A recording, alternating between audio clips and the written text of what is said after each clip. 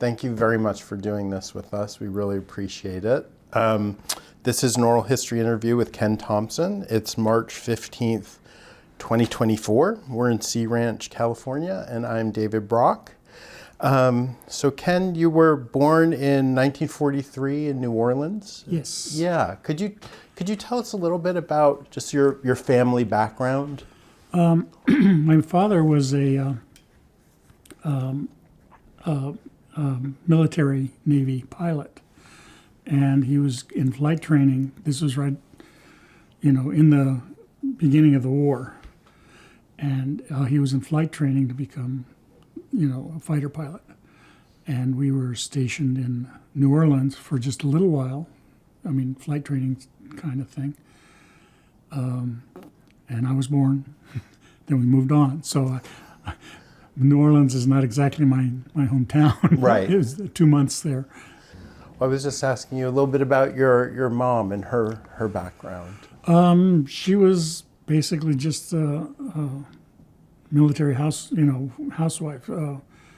It's a very hard job. You move and especially if your dad is on ships, on carriers, then she has to really move all by herself, drag 3 kids along. It was and then 2 years every place. She never settled down, never had a home. Was that the rhythm of your guys moving from post to post? Yes. 2 years? 2 years, yes. 2-3 years, yeah. We were sometimes as short as 6 months, sometimes as long as 3 years. But that was the range. 2 is average. And you were living abroad for some of those times? Yes. I was 4th and 5th grades in Tokyo and Yokohama, respectively. And I was in 9th, 10th, and 11th grades in Naples, Italy. And were you what was your sort of, before getting to high school, so what was your education sort of like in those moves? Would you go to a school on a base, or no, how did it work? The bases were overseas. We went on schools over base, but we'd just go into the local community public school. It was very strange because I'm not sure you realize exactly how different public schools are in different pieces of the country. Like I would go, I don't want to pick on any particular state, but let's call Texas.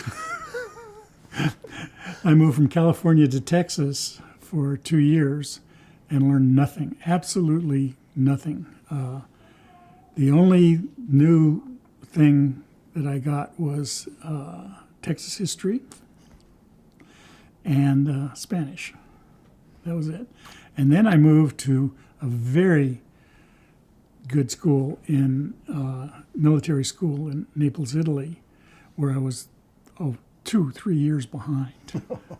But it was exciting. It was exceptional. I had a older sister who was a homebody, and every move was the death. It was disastrous beyond, and she'd cry about it for months before we actually moved, and then she'd come home and say, "Janie's mom will take me. You just leave me here. I'll." and then when she'd move, she'd be in a funk until she found a couple of girlfriends, and so that was every 2 years. And my brother was the opposite. I was in the middle. My brother was the opposite of me. He was I guess a bully, a bad boy kind of guy. And he was with the police. He was always on his 8th life when we moved. And he got to start over, some other place. So he was ready to go. So that's the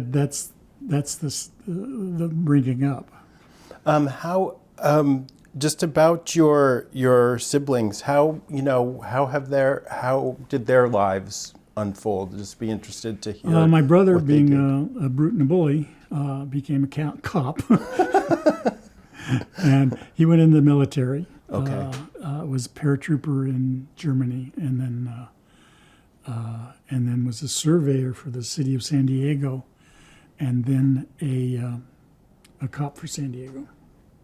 And my sister, almost nothing. She just drifted and went around.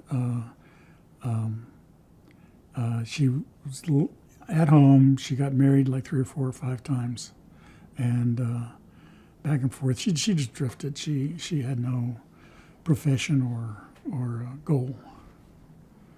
One thing that I learned about in preparing for the interview was one thing that came up was how much contract bridge was an activity, I think, of your parents, if I got the story right. Yeah, my parents were very big in bridge, very big, and my sister got it. The whole family had to play, but I quit very early, like in high school. I'd be drug off to these contract bridge tournament local things, right? And to me, it was, you could see marriages just crashing, where they'd yell and scream at each other and throw things, and it wasn't a friendly game. Contract bridge is not fun for me. And so I quit. Towards my senior year in college, I used to go down to the local lounge or whatever in the dorm or whatever and play, mainly just to pick up girls, and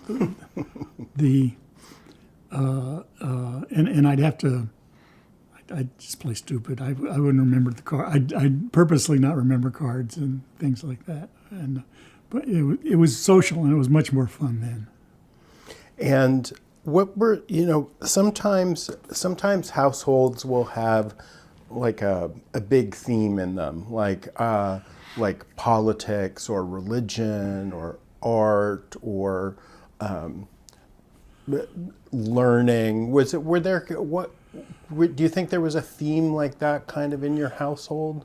No, except moving. Being a military family. As far as religion goes, my mother said we had to have religion. My dad had none, and my mother would enroll us in the nearest. It doesn't matter what denomination. It was non-denominational in that sense, but the nearest church. And then again in Texas, I remember that I went to the Calvary Baptist Church. If you know, kind of the screaming and the fainting and the speaking in tongues, and it was. I enjoyed it. It was a real show. I mean, it was impressive. And then I made a contract with my mom that if I read the Bible, I'd be exempt. And I read the Bible and I was exempt. And so that was the end of my church, right around 8th grade. Okay. Thinking about, again, this period kind of before high school, were you, just thinking about sort of the activities that you were into as a youth, were you a big reader? Were you into tinkering? What sorts of things were you doing?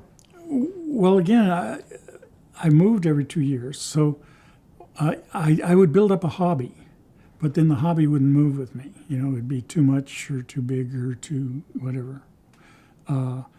And so I had really eras of hobby every time we moved. Let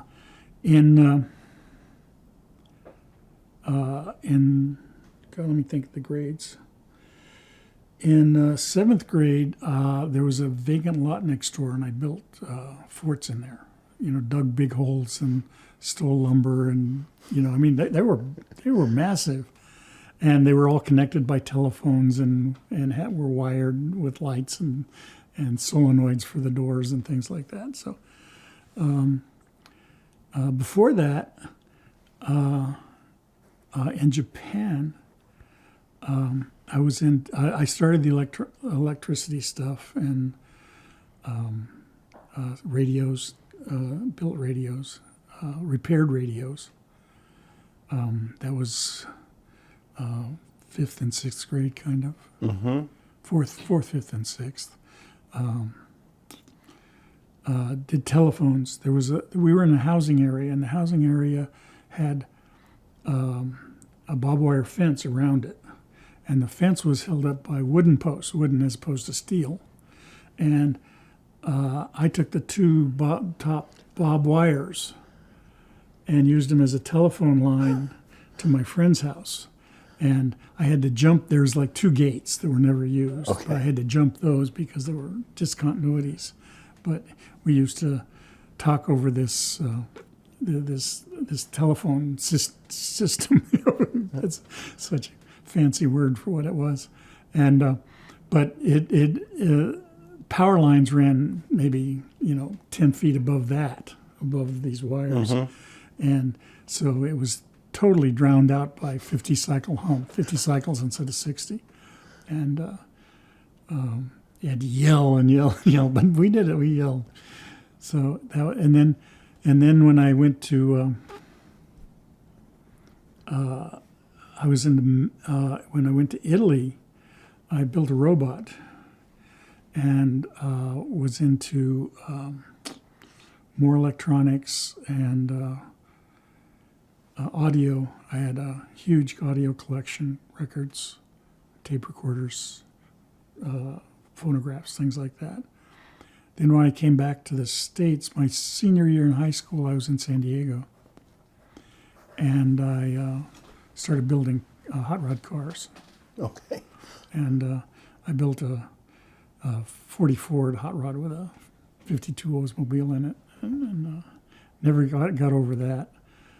And then in college, there was work, and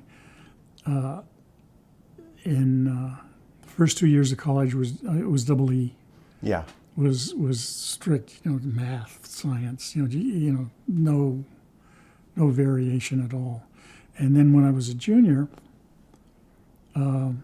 the first time you actually broke out into double E, I got into computers, and I was in solid computers from basically junior through graduate school. I escaped. I went into work-study program, which is where you go to school for 6 months and then you work for 6 months. Mm-hmm. And I worked at a missile factory in San Diego, and went night school for basically non-technical subjects at night in San Diego State. And then at real school, I was at Berkeley, and I went for 1 semester and 1 summer session at Berkeley. And I didn't take the non-technical courses there because Berkeley's a pretty, intelligent school, and you have to go into these non-technical areas and they on the curve, and they just eat you alive. Oh. So I took them in San Diego State where they were pretty easy. I was at Berkeley when basically the free speech movement, Yeah. and the tear gas and all the good stuff. It was exciting time. It was really nice. Could I take you back into more of your youth? And I just want to ask you a little bit more about some of these projects you were doing. Like, where were you getting sort of the know-how and the resources, the materials to kind of do all this stuff? Mostly just reading. Okay. I took Popular Electronics, which I don't think it exists anymore, but it was a magazine. I didn't read it, I consumed it. I mean, I just lived with it, and I built about half of the things that they had. The robot was basically a frame for all the junk I had. I'd put all the radios in it, and I'd put the turntables in it, and spotlights. It ran off of a. My dad would bring home airplane junk, Mm-hmm. and that I might use or might want, and there was spare aluminum for patching airplanes and things like that, and the siding was all aluminum. motor was a windshield wiper motor for an airplane, and like that. And every time they tended to remodel the airplanes once every couple of years. And if they rewired the airplanes, there'd be like more than a mile of wire that would come out of the airplane that they'd put back in, and Right. it was just thrown away. So I'd get a mile of airplane wire and build stuff with it, like telephone wires and things like that, and wire up everything. Was the library an important resource for you? No. Okay. There were no really good libraries I would read the typical first book, like the first chemical book or the first physics book, or in the library. But no, there was no follow-on after that.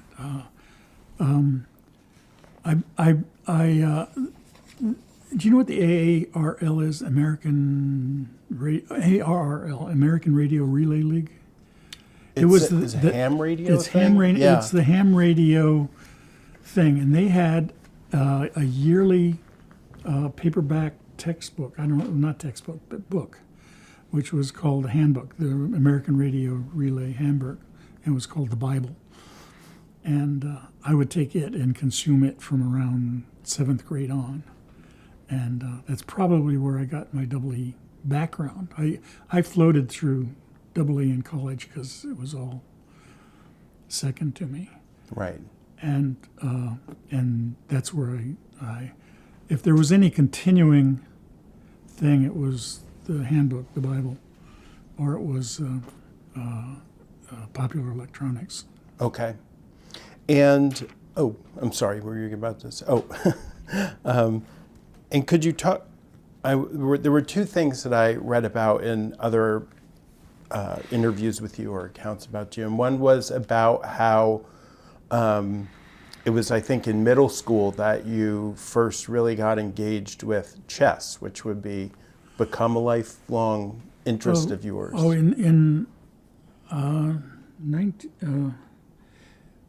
remember it was 7th grade, Mm-hmm. and Bobby Fischer just won the U.S. Open Championship. Was on the front cover of Time or Look or one of the big display magazines that are around, and everyone was talking about Bobby Fischer, and so I thought I learned chess with at home and then went into chess. Actually, I learned it 2 or 3 years before that, and my brother and sister and my parents were I'd make them play until I won. So they'd throw games at me, right? Otherwise they'd have to stay there forever. So I knew the moves and I knew chess about then, but then as a study, it wasn't until the very first Fischer era. Fischer's the same age as I. Okay. And he's I don't know. He's on the front page of Look or Time or Life or something. My parents would go every Saturday night to a local hotel for a weekly contract bridge tournament, and I would sometimes play with them, but not often. But I would go, and in the lobby there were a bunch of old men, old, probably 50 years old. Look at me now. Playing chess, and I'd line up and take turns and play chess with them. So that's when I got serious enough to actually read a book about chess. And then I joined the chess club in school, in middle school. And just because I read a book, I think it wasn't talent, but just because I read a book, I was the top chess player in the thing. It's that. They learn the moves and they go and play chess and they get it's slaughter. So but then I actually started disliking the game. I loved the game as the game, but I didn't like playing chess, and I pretty much quit playing chess then for till now.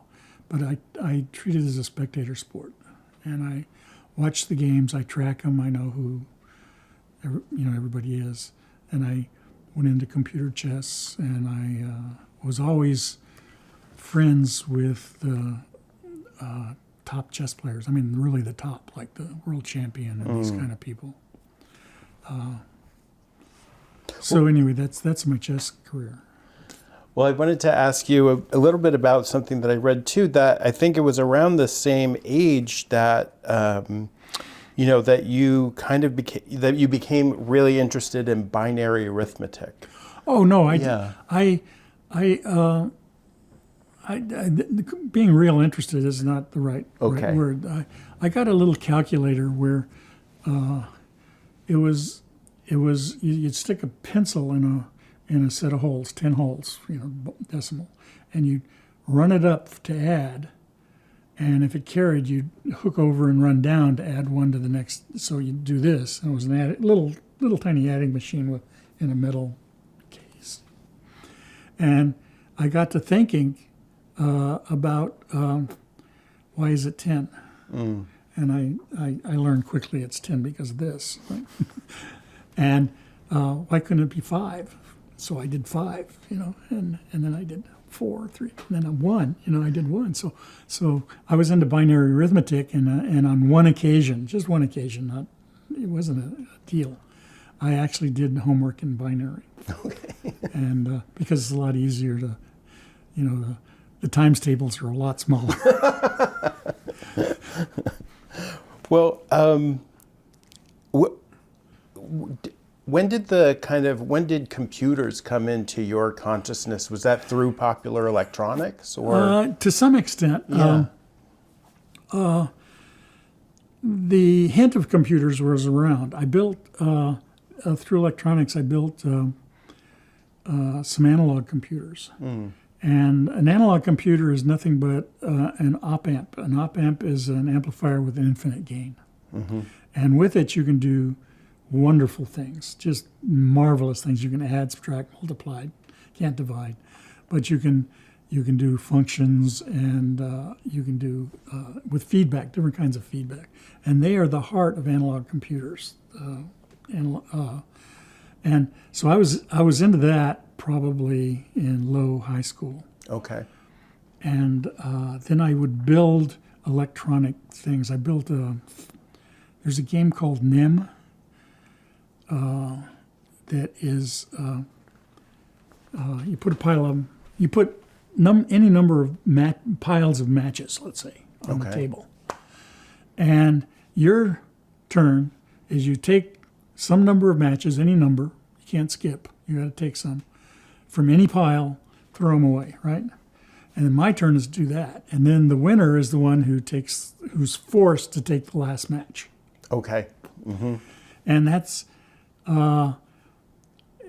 if you look at that game in binary, and you take the binary number of matches in each pile and line them up, you're in a winning position if there's an even number in each column. Okay. And it's a losing position if there's an odd number in each column. So if you're in a winning position and they're all even, anything you take away from any column will put it odd. One of the columns, the one column you pick, will turn odd. Right. And all you have to do is make it even.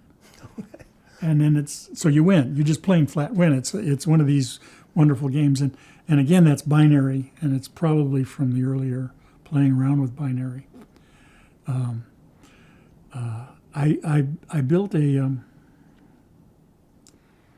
was in a hotel living, waiting to move into housing in one of these moves, and there was a set of girls across the hotel and I'd wave to them, and it's like that. And so I thought, well, I'd like to build a signal box of some sort.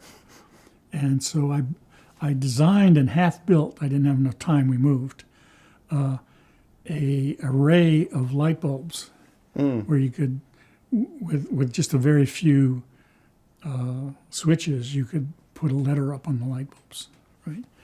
For this purpose, again, girls. And again, that was design.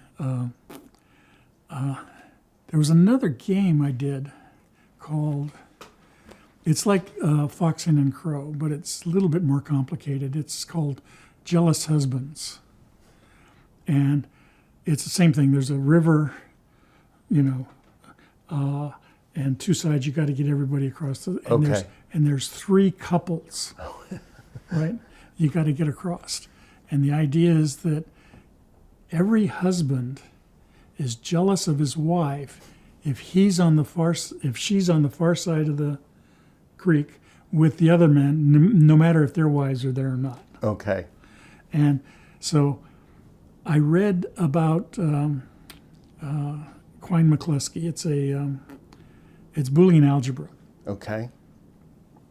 And I was able to implement this in 6 double throw switches, these big knife switches, right? Okay.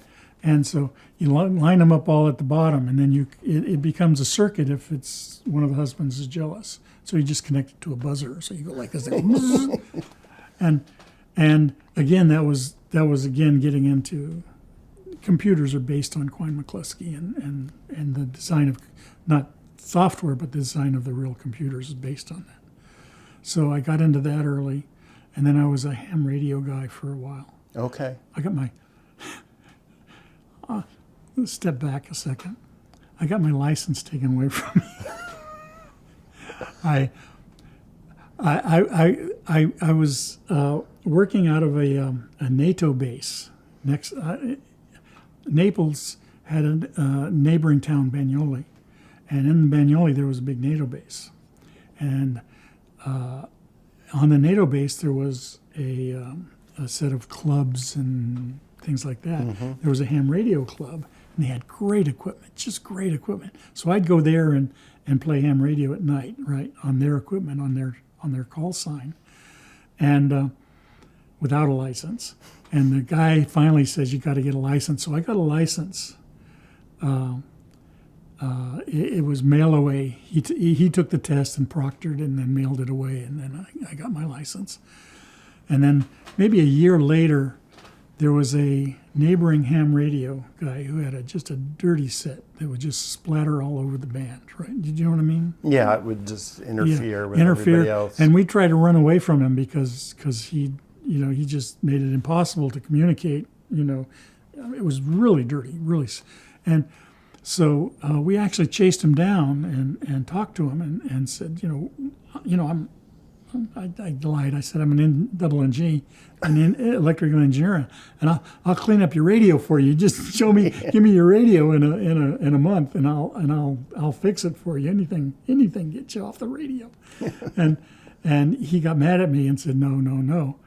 And finally, and I probably shouldn't have, I turned him into the Italian. It's the PUC, the Public Utilities. Mm. It's the equivalent of the FCC, or they handle that stuff. And he got his license taken away for a month or 2 months or something like that. And so maybe 6 months after that, a new friend moved in from Paris, transferred from Paris to Naples, and had a girlfriend in Paris. And I told him, well, I can connect you up. If I can find a ham radio operator near Paris, I'll bring you into the NATO base, and the ham radio will bring the girl in, and you guys can talk all night, right? And sure enough, we set it up, and he talked all night. Now, unfortunately, that breaks all the laws in Europe. That you can only say, how are you, my singles, 5x9, that's all you can give as a ham operator. It's called second-class messages. Okay. You can't, no first-class messages. You can't, and of course, this was a 4-hour conversation of first-class messages, right? Because it competed with the phone company. Right. Okay. And the phone company ran the FCC or whatever you call it. So anyway, then I got a letter saying that from Italy, saying I couldn't, I'm kicked off, and they said that they'd sent the letter to the U.S. And then I got a letter from the U.S. saying I lost my license. How did they ever catch it? Oh, you got to give all the information when you talk and you say who you are. Okay. So somebody and I went over to overheard. this guy, and the guy who did it was the guy with the dirty radio. Oh, okay. Yeah. Vendetta. Yeah. Yeah. He got me back. It's okay. I shouldn't have done it. Yeah. It was my fault. Well, I wondered, it sounds like you pursued your interests very intensely. I mean, does that sound right to you? Like, would you really dive into something and Yes, go with it? I'd have a goal, something. Yeah. I wanted ham radio operators. I do it until I got it, right? Or I wanted to learn Morse code. I built a little buzzer and a keypad. God, I love semi-automatic keypads. They're just great. And I do it until I knew it, right? And on and on. It was. But yeah, but I was single-minded. I rarely had two interests at a time. Well, could we? So how did things progress? Sort of by the end of high school. You were doing all these projects. Were you doing well in your classwork, or were you more focused on your projects? Or No, I was very good in high school. Non-technical subjects, I got poor. So I got like a B average, where it was A's in technical and C's or D's in non-technical. and then when I went to college, it was a lot harder. At least the general part, the freshman, sophomore, math, science, that kind of stuff. And I was busy doing other stuff. And I got absolute C point. First semester I was on probation. I got lower than a C average. And part of it was because Berkeley in those days was a land grant school, and ROTC was required for freshmen and sophomore. And so I got F's in ROTC. Basically, they make you parade around with a rifle and dress up with a tie. I never had a tie before, and you couldn't just dismiss it. You couldn't just say, "Well, hell with it," because they could kick you out of school. They had the power to kick you out of school. But if you tried and failed, that's okay. And so I tried just enough to fail, and I got 3 semesters of F's in ROTC. I didn't do well in chemistry because there was an 8 o'clock lab, 5, and I got D in chemistry, and that brought me below C average. And in those days, below C average was probation, and another probation was out of school, and out of school was meant Vietnam. And so I learned halfway. Again, I was in work study, so I was only doing 6 months at a time. It was going to be 5 years to go through a 4-year college. Right. And after 2 full years, but only a year and a half of college, I discovered something in school that was wonderful, just marvelous. It's called a petition. And you go and get a petition, blank piece of paper, right? And it says, who are you? That kind of stuff. A couple of things, and what do you want? And you fill it out. It's like and you say, I want this. And you send it in, and they say yes or no. And it's the way to violate the rules of the school. And it's great. I mean, it's just great. They say you can only have so many units, or you can't take less than this, or you can't do more than that, or you have to take ROTC. And so I said that I flunked ROTC 3 times, and I said my petition was, and I was very careful, that I want to become a junior after 2 full years, even though I don't have the requirements for junior, because I only have a year and a half of college. And send it in. They said yes. I said, okay, no more ROTC. But then I was able to float my curriculum and do things. And then I used the petition probably half a dozen times after that to just shape things how you wanted to do this, to do that, to do it was a great discovery. I mean, everyone should know about petitions. Well, could you describe how, how you really, your relationship with computers changed during those years, and you really became intensely interested in them? In junior, there was a massive double E course, 5 units, labs, monster labs, everything about everything, and as soon as that happened in junior year, I sort of floated because I knew electronics pretty well. But the first thing they gave you was an analog computer course, and I did really great in that and then they had a computer, a G15, that one of the old double E's actually built it for Bendix Corporation, who was there,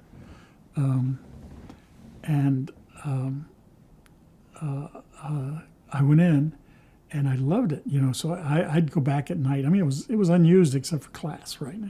And it was a worthless computer. It was very old. It was a drum computer, and I just programmed it, and then I got to know the professors, like including the engineer who actually designed it, and I slowly found all the computers on campus. I got a job in the computer center. I worked as an RA and a TA for a graduate student getting a PhD in computing. And I did all of his programming for him. And that was on a variety of machines. So slowly I built up where I had the key or the combination to every computer on campus. And even the big, massive central computer for the whole campus was only an 8 till 12 midnight on. No, they didn't have any staff or anything after that. But in those days, you don't turn machines off because you generate more electrical problems turning them on and off than you do keeping them on. Right. And so I had the ability, permission to come in at midnight and run it as my personal computer until 8 in the morning. This thing was like a full floor of a campus, and then I worked in the computer center.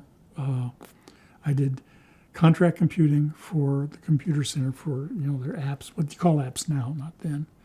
I had to sit in a little glass booth and find out what's wrong with somebody, physicists, Fortran program and that kind of stuff. I was good at that, really good at that, and. So anyway, that basically it was all computers after that first G15. Can you talk about what it was that really grabbed you about it? It's kind of an unfair question, but get at some of what you were. I can hint at it. I can't tell you because it's an addiction. You ask somebody what cocaine's like, and. I always had some problem I wanted to solve that was out of my ability because of computation, because of repetitive, and I'd find a computer and do it on it, and sometimes these things would last months, but I had months, and I had a whole variety of computers from ThinkAS to massive. So I was into games too, and I had one of the teachers was Bell Labs. That was my Bell Labs connection. Was back from Bell Labs, and he was mostly in math, but it didn't matter. And he probably is the foremost game kind of guy. And what's his name? Elwin Burleycamp. Okay. He wrote a pair of books. It might be 3, but it's called Winning Ways. And it's part 1, part 2, and maybe part 3. I can't remember if there's 3 versions. And it's all about games and mathematical analysis of games and that. And a lot of that mathematical analysis is computerizable. And so I did a lot of work on games, and he treated me like an equal, and it was kind of cool because I'd get the big computer at midnight if I wanted it, and I'd write some game, and ask him to play it because he's the best player of any game. You pick the game and he's better at it. To come down and play my computer, and so he'd show up in sandals and a t-shirt and shorts at 12 at night to play my computer on my game on my computer, and so there was a lot of that. I had some goal, like some game or some combinatorial problem or some one of the big ones I did was pentominoes. Pentomino is if you take 5 squares, put them together so they hang together, like ... L, that's an L, or a T, ...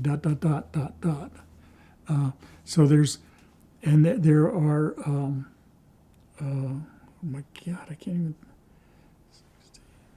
there's 60 times, the sum of them is 60 squares, all of the different ones. So 60 divided by 5 is 20? 60 divided by 5. Yeah, no, it's not 20. It's 12. 12. There are 12 pentominoes. 12 different shapes of pentominoes. Okay. And you can count them reversed or forward. You can turn them upside down, around, you rotate them anyway. And the idea was to make a solid object out of the pentominoes. Mm-hmm. And there's 2 kind of cluster versions. One's a 10 by 6 solid, and one is 8 by 8 with a 2 by 2 hole in the middle. Mm-hmm. Those are the 2 closest to kind of mathematically pure. And so I wrote a program that would try all combinations of those and solve all of the pentomino problems. And I had there's several hundred, many hundreds of solutions, and I had them all on computer paper. Mm-hmm. And I had a little home set of pentominoes, and people would come over and try to do it. And then when you look it up, then you'd look it up on the thing, and you write your name on the solution. Anyway, my wife had her name in most of it.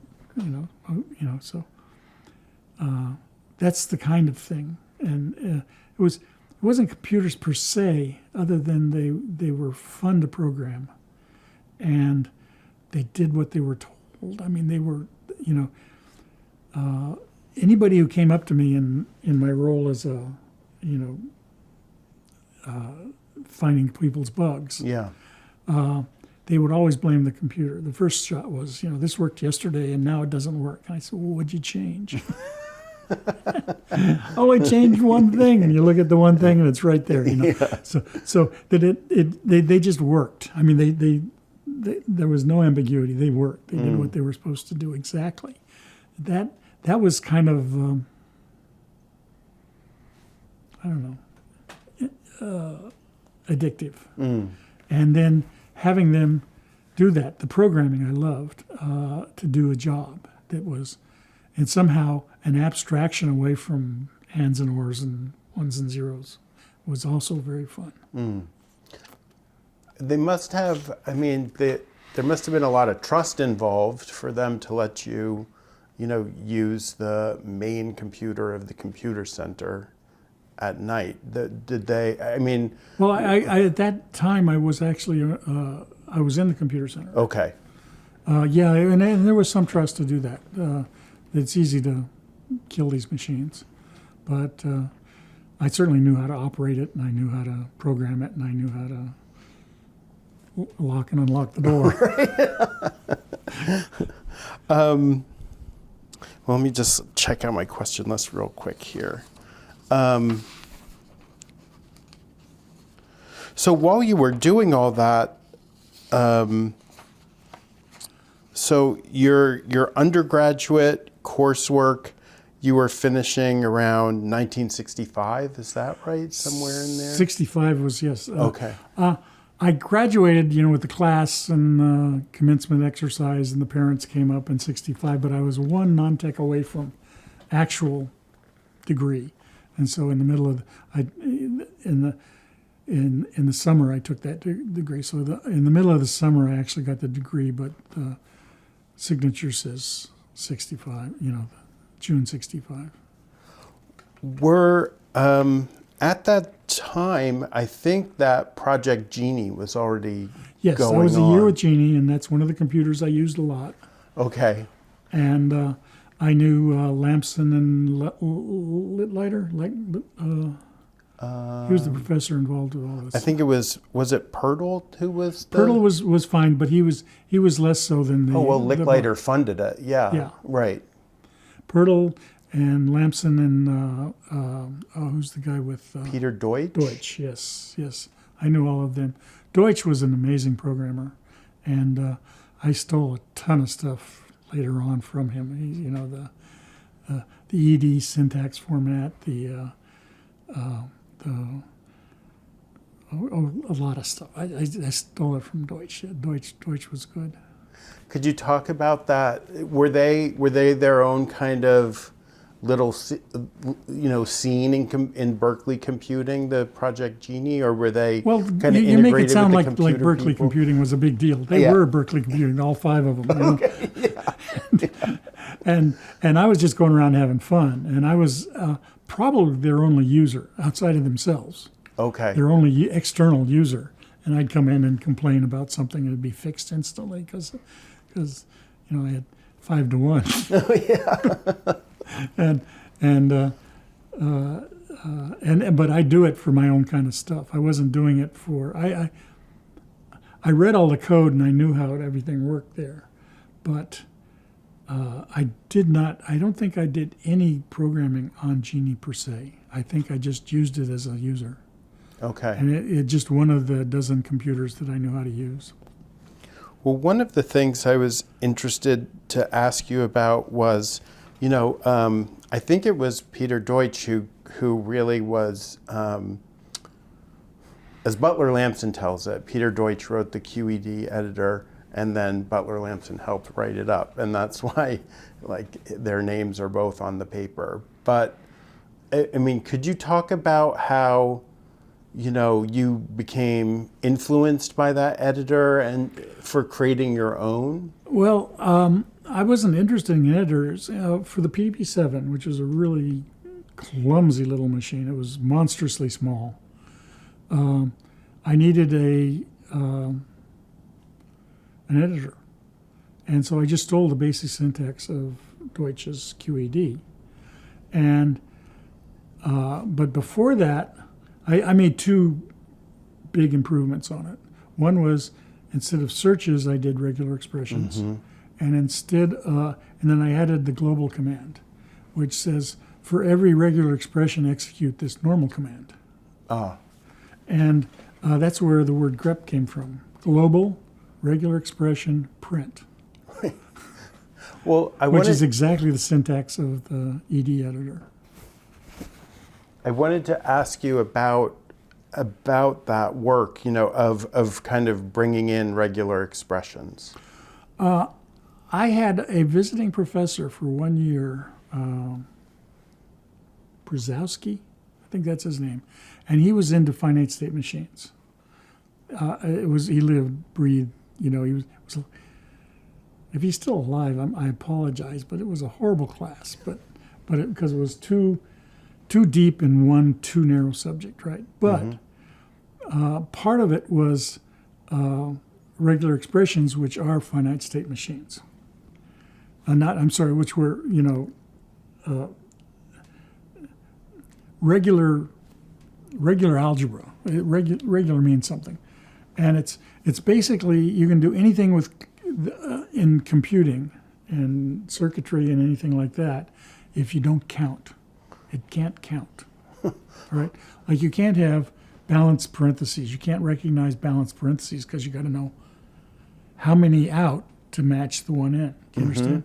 So he had a a method of finding the finite state machine from some of his kind of stuff that he was using, right? And it sunk in, but I ignored it. And then when I got, I did contract programming for the humanities in school, and there was a professor named Oakes, AUCS, Oakes, who was into Dante. The liberal arts network of all the universities in the world divide up authors so that they're not spread all over. You can go to one place to pick on one author. They would divide them up by university. And Berkeley had Dante and I think Samuel Clemens, but I'm not positive about it because I didn't work on that. And Oakes was the head of Dante. And he wanted to do analysis, computer analysis of Dante, how many verbs and junk like that. And so I had a computer readable version of Dante, Paradise Lost, and I do funny things. And I started building the searches that he wanted done to find the answers he wanted with regular expressions.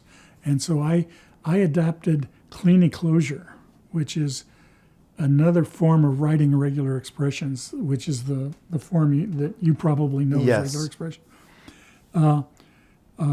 Clean enclosure expressions that I would convert into machine code through Brzezowski's reduction to finite state machines to go through Paradise Lost and change the word God to frog, everywhere, and things like that. And so that's where I started. It was strictly a job. Okay. And then when I got out of college and I needed an editor, sort of all those pieces kind of fell into place to do the editing, to get a good editor. I actually wrote a predecessor, which was an expanded version. It was actually functionally complete. It was a computer called QED. Right. Stealing again. On the Mac, Project Mac, MIT, CTSS. Okay. And when I first went to Bell Labs, my job and why I was hired was to work on Multics. Right. And Multics was being programmed by MIT, but the programming was done remotely on CTSS. And the editor there was just horrible. It was a line editor where you make a pass and you go back to the top and you make another pass. You can only go forward. You're going to go back. And so I wrote QED, which is a vastly superior editor from Deutsch, and added regular expressions. And I don't know, but then the space that you were working at wasn't like one piece of text. It was multiple spaces. Okay. You could edit this and edit this and edit this. And one of those spaces, any one of those spaces, you could set up as editing commands, because editing commands were just things you type. They're just text. Right. And so you could execute one from another, like macros. So using the regular expressions, you can... Well, no, just using, you just say, the spaces had names. Let's call them A, B, and C, D, E, F, da, da, da. You could have your text in A, what you're doing, really doing, Yep. and then your program in B, and then you can say run B. Oh, wow. And it's just text. Sure. And then that would edit by mechanical repetition of whatever you wanted done. And B could call C, and C could call D, and you could do these recursively. So it was actually functionally complete, meaning Turing complete. It was a computer. Wow. You could do theoretically you could do anything, and not me, but other people did it to add, subtract, multiply, and divide. Where you have text as some number and you can convert it into another number by adding two numbers. There was one that would do.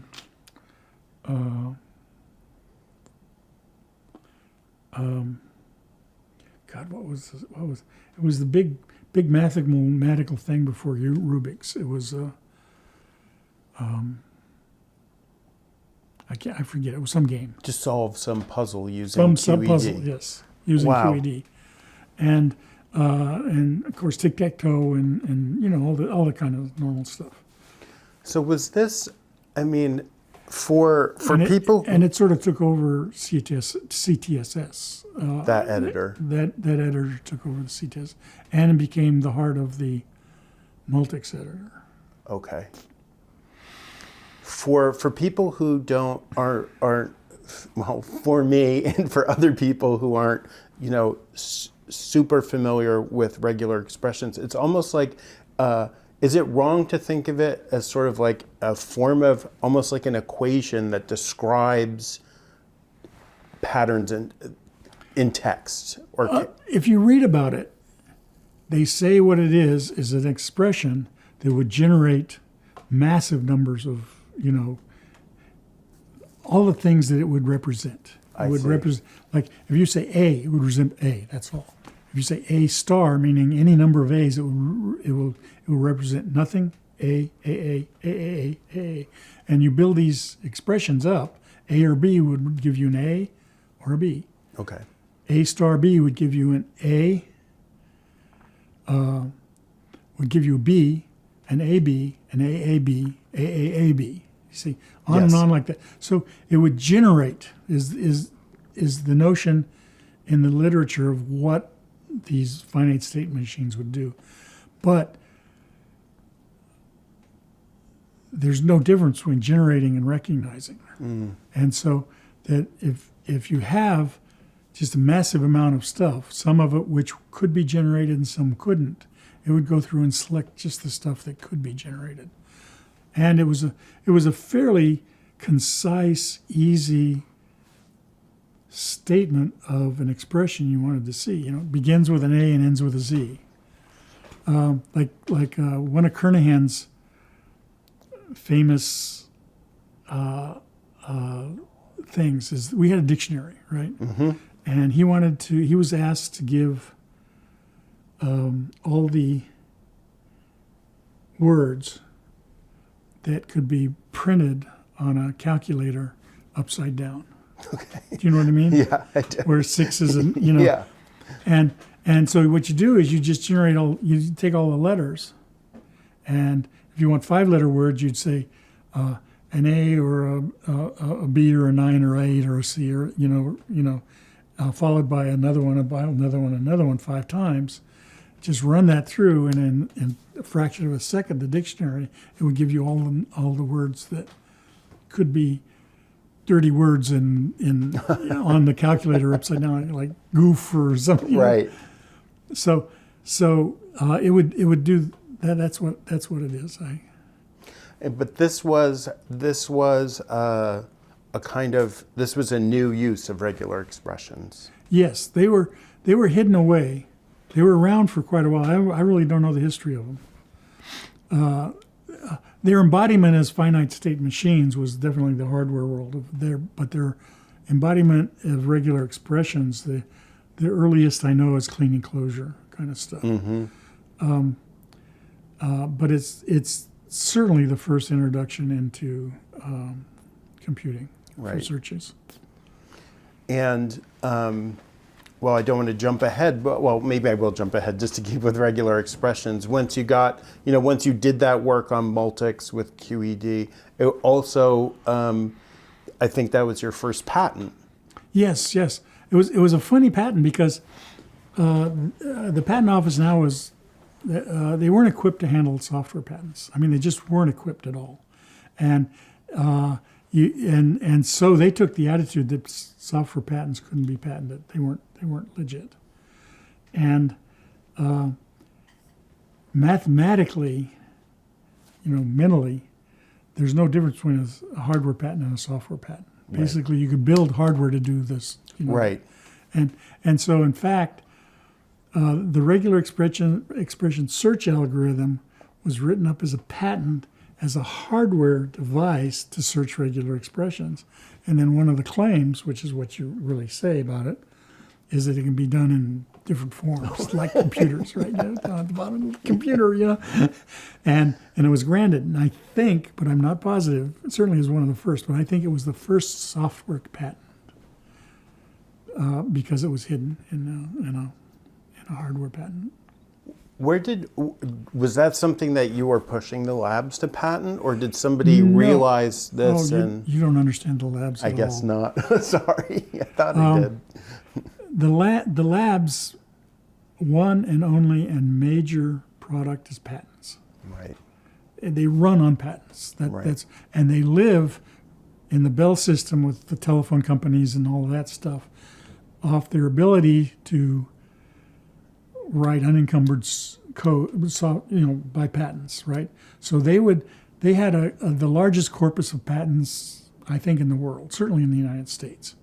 Wow. And they would do what was called cross-license agreements. Okay, sure. Where you can use all our patents and we use all of your patents if you pay us $1,000 a year, right? And because we have more than you, and they just count patent to patent. And so the idea was to generate a patent. It wasn't like the patent that was you're going to change the world. It wasn't. It was a patent. It was 1, 2, 3 patent. Yeah.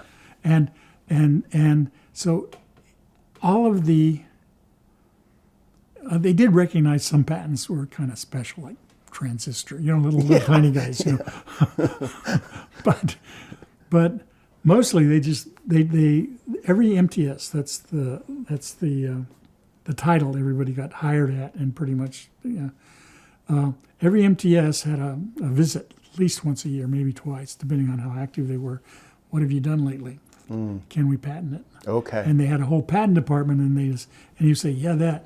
And then some guy would come out and delve into it. And if he liked it, it would become a patent, not by you, by Bell Labs. Sure. And that's what happened with the regular expression algorithm patent. And the guy was just versed. He was really good. I've had a lot of patents. I had a patent that was that was good. I thought it was a good patent, right? And when it was part of Unix, and Unix was sold. They couldn't. It was given away. It was. I'll call it sold, but selling something was against the charter of Bell Labs, right? So it wasn't exactly sold, but it was sold for some like few $100s to universities. But there was a pending patent on something integral to Unix, and in it was a thing saying, and you have to do patent fees, because that's what they were really in for, if this patent ever delivers. And so there was about 50 Unixes out when the patent was delivered. And they came, and rather than going out and collecting $50 patent fee, some number, I don't know, $20, something, patent fee 50 times from the guys even chasing them down. They didn't want to do that. They put it in the public domain. Wow. And just kissed it off. Wow. And at that point, I just became cynical. And so every time the patent guy came out, the phrase in the patent legislature is, a patent is something that's not novel to anybody skilled in the art. That's Right. the wording. Right. And so anytime he came out and he says, what you doing? I'm not doing anything, not novel, nothing novel that's by anybody in skilled in the art. And so I stopped patents from then on. Oh, really? I quit. What was Because that? it was a waste of time, and it was just a bit counter. Now I'm co-author on a lot of patents from other people who were the major patent holder, right? But I have many more patents, but none on my own. Okay. To kind of go back, if I could, I wanted to ask you to go back to kind of this, Deutsch and Lamson making QED, you doing your QED with regular expressions.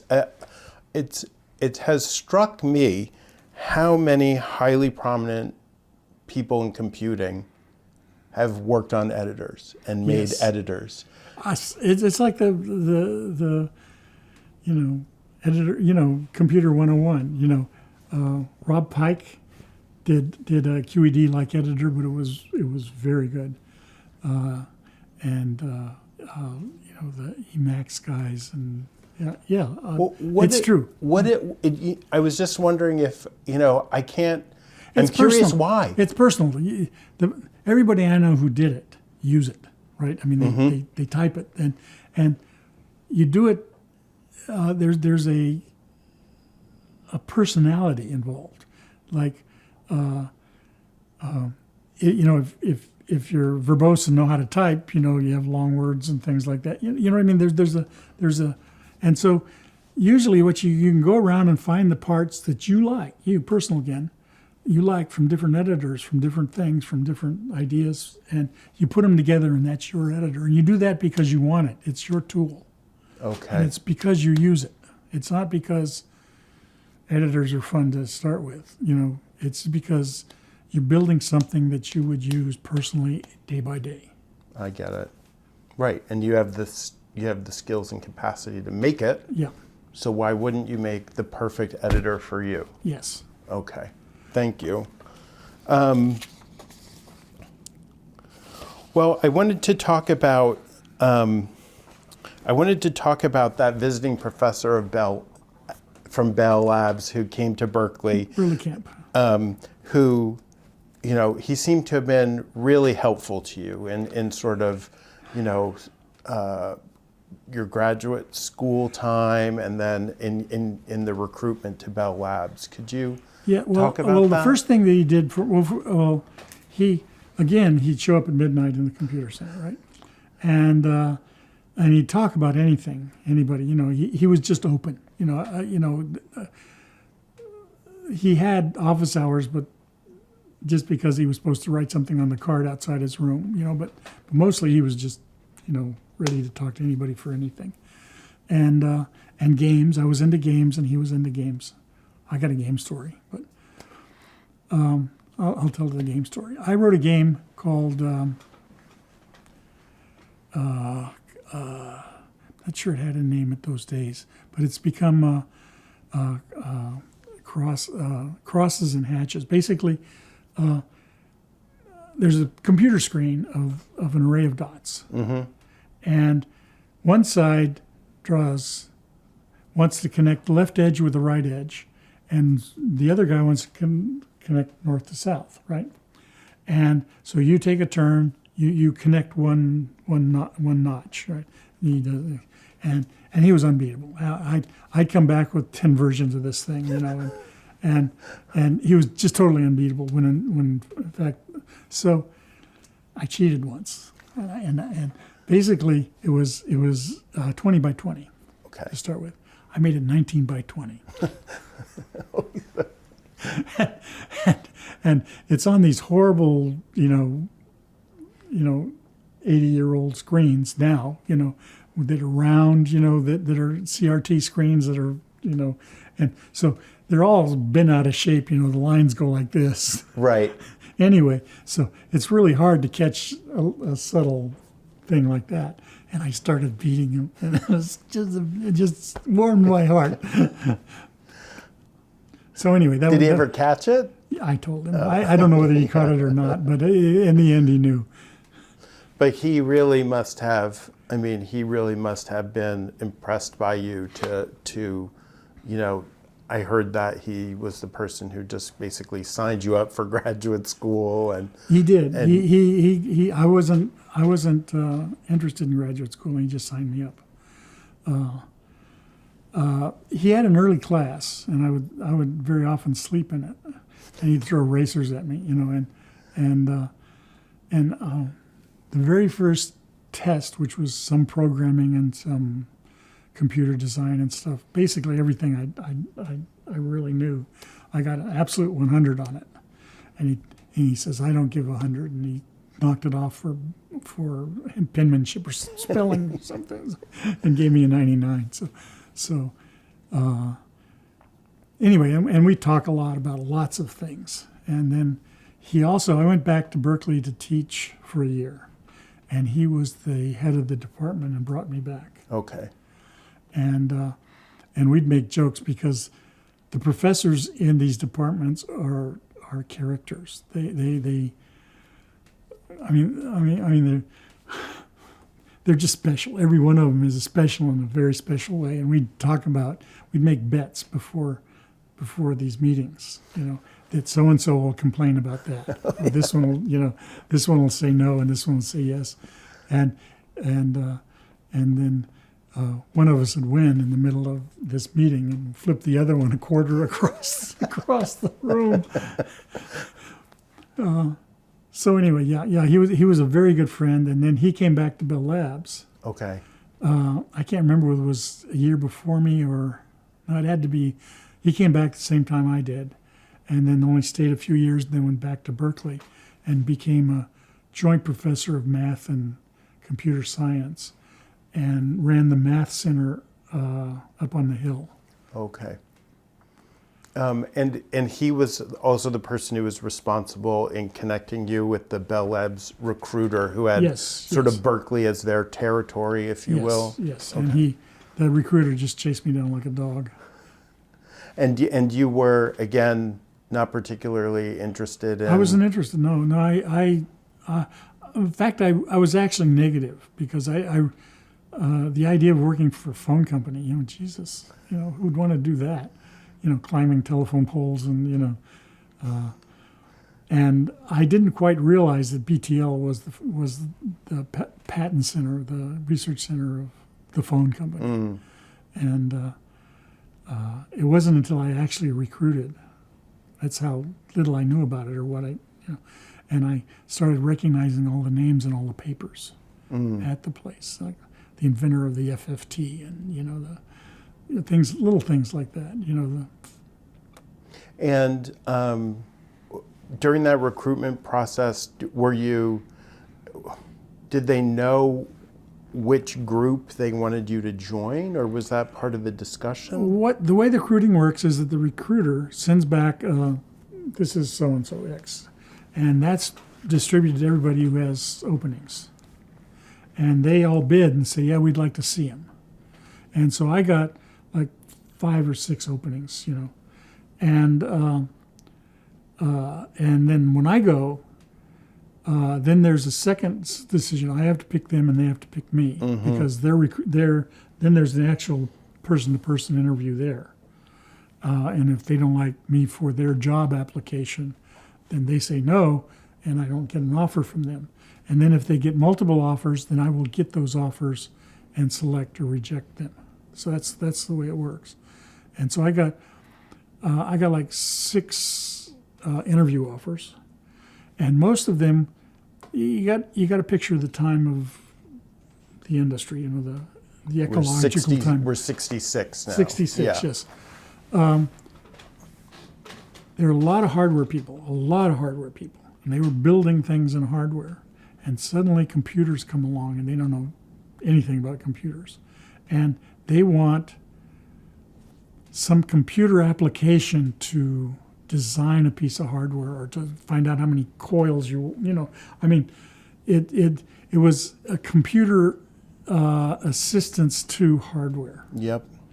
And I thought that was the most boring thing in the world. So I said no to all those.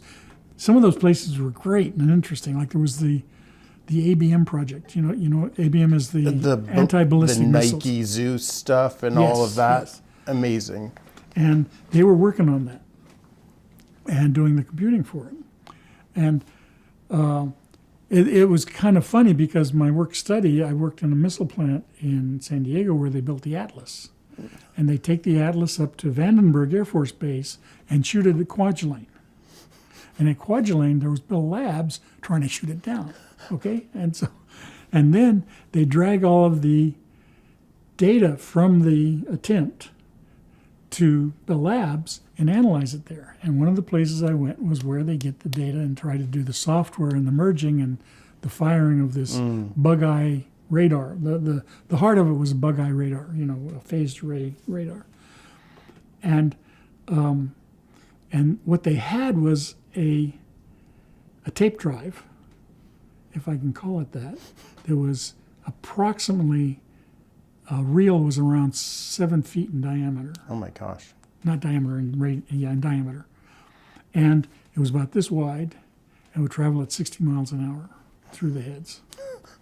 And that would be the real response from the radar. Okay. And then they would test that and try to get, anyway, whatever they did, right? And so I'd walk into one of these places and they'd want something, something basically that I wasn't interested in. And I'd say, yeah, I know this is recruitment, but I'm here against my will. and I want to know what you're doing. And they just light up and they tell them all this stuff about this 60-mile-an-hour tape drive. I get to see everything, and it was fun. It turned out to be a lot of fun by just saying no, really quick no. And a later no, I think would piss them off, but an early no was great. And so there were only two places that I felt comfortable. One was the place I took, and one was a very similar place. And both at Murray Hill. These other ones were at Whippany and Homedale. I didn't go to Homedale. And the ones that were attached to military, I had a infant aversion to military. So anyway, that was the recruiting process. So did Doug McElroy was he interviewing with you for? No, he didn't interview me. I was interviewed by Shin Lin, who was a mathematician, and Carl Christensen, who was a computer guy. He actually did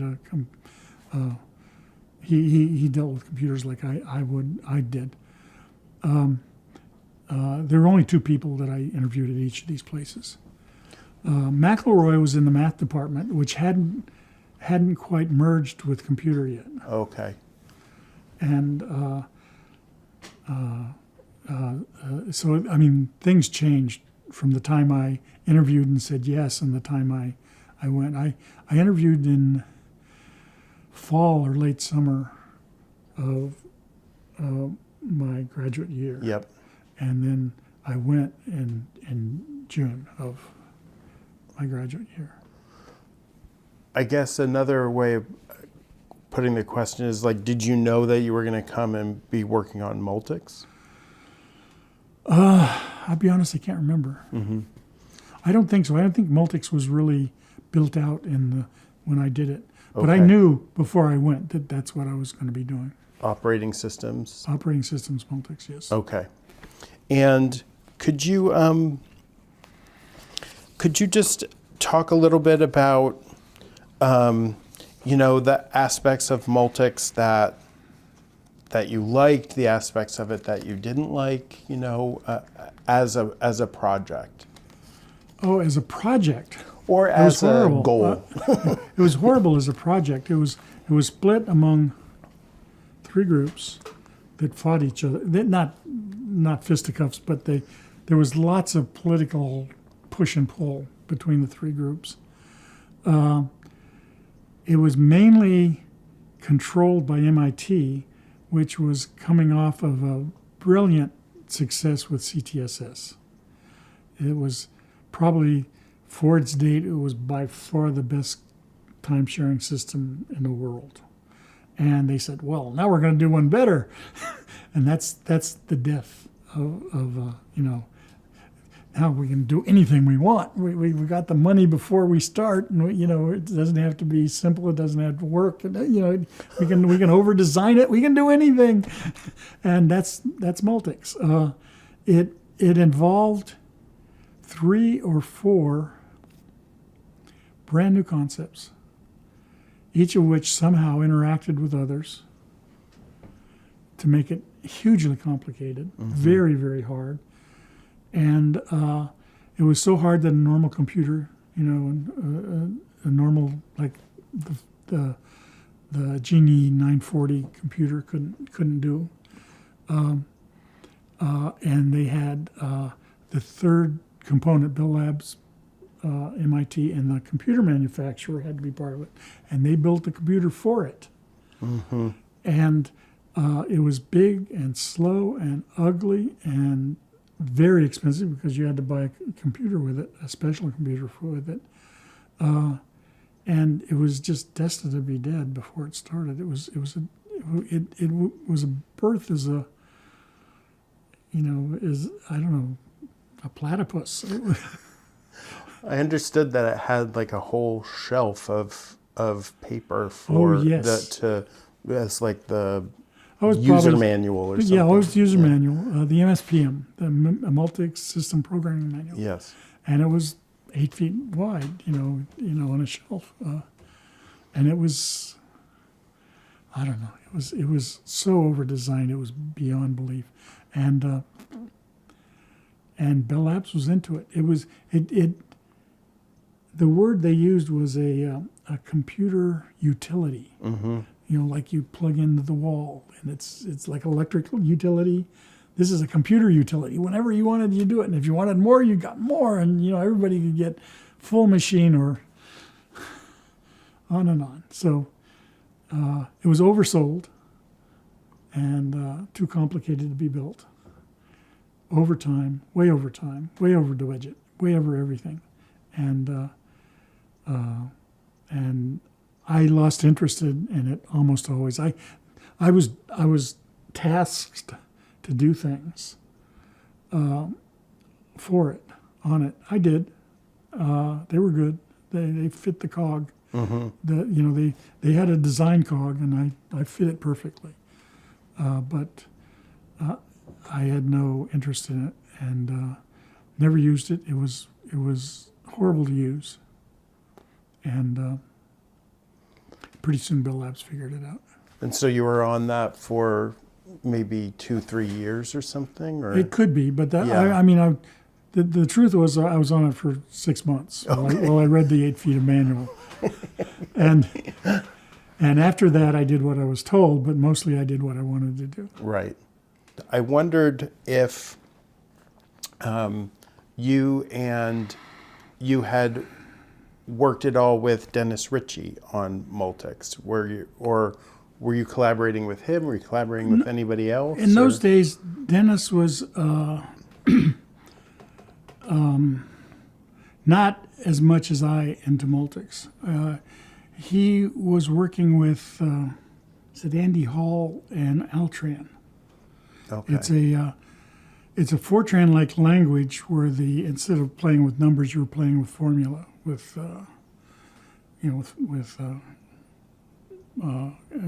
formulas and things. Okay. It was quite successful and quite well done. And Dennis did much of the groundbreaking work on it. And I think he was a little bit into Multics, but not that much. Okay.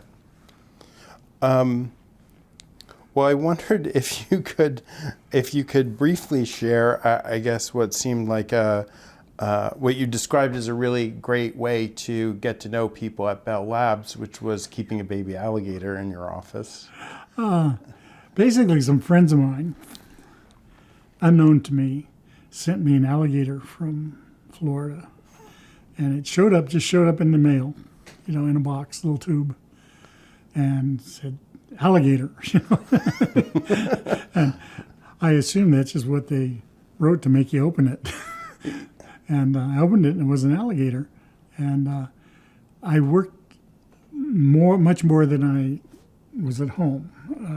I was at work probably at least 2/3 of my time, barely enough to sleep, at home. And so I kept the alligator at work and fed it.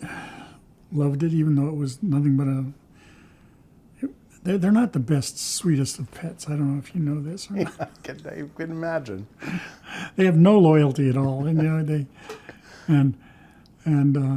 I'd feed it the cheapest fish I could find. It was tripe. Tripe. I remember it was tripe. I've never had tripe. Never ate tripe. I've never heard of tripe until I went to to the meat department and said, I want the cheapest,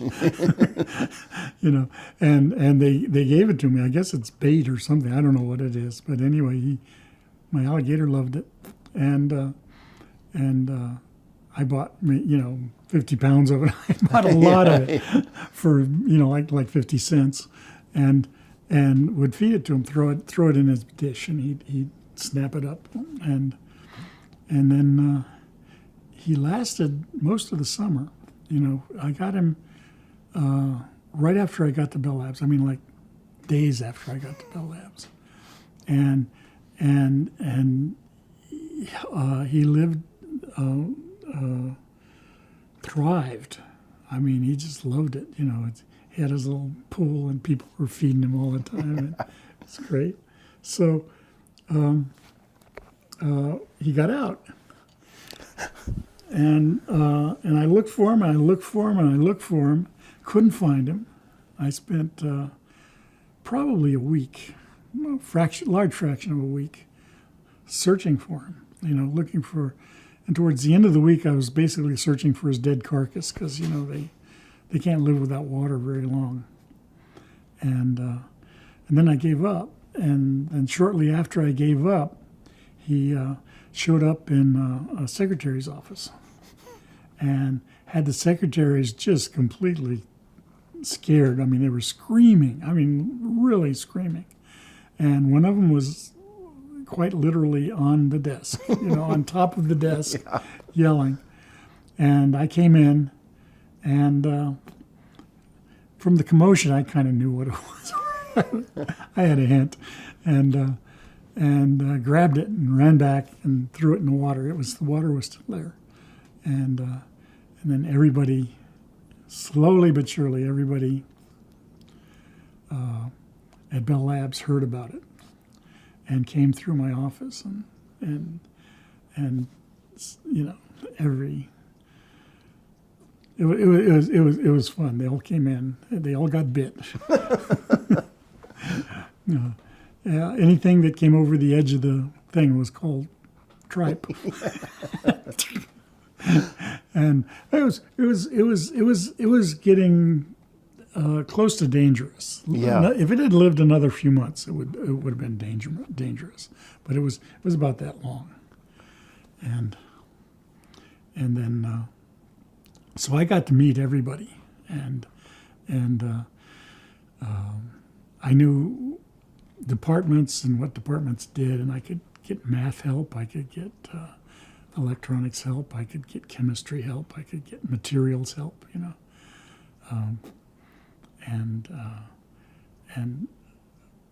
boy, I mean, some of the people I met during those few days when everybody came by my office was, I knew and were friends with for dozens of years.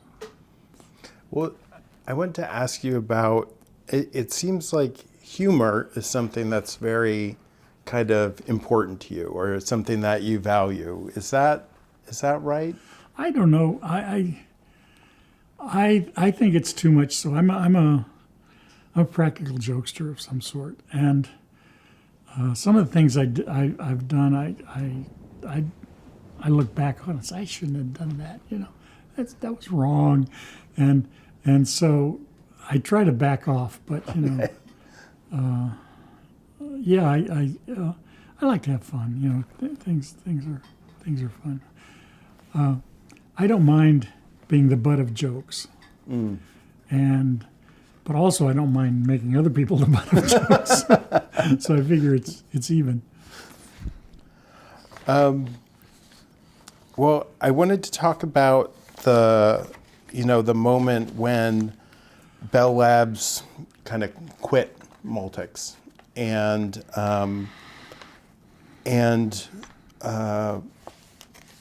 what that meant for you personally. I mean, it sounds like you have been kind of distancing yourself a little bit from the effort beforehand, but did the fact that Multics was now dead at Bell Labs, did that have a lot of consequence for you? It had a lot of consequence. Well, it's several dimensions. One is the computer became completely available. This one-of-a-kind monster computer that, and I actually took it over and started programming it for a while. Was one consequence. I was free. I had no work to do. That was, I was on my own.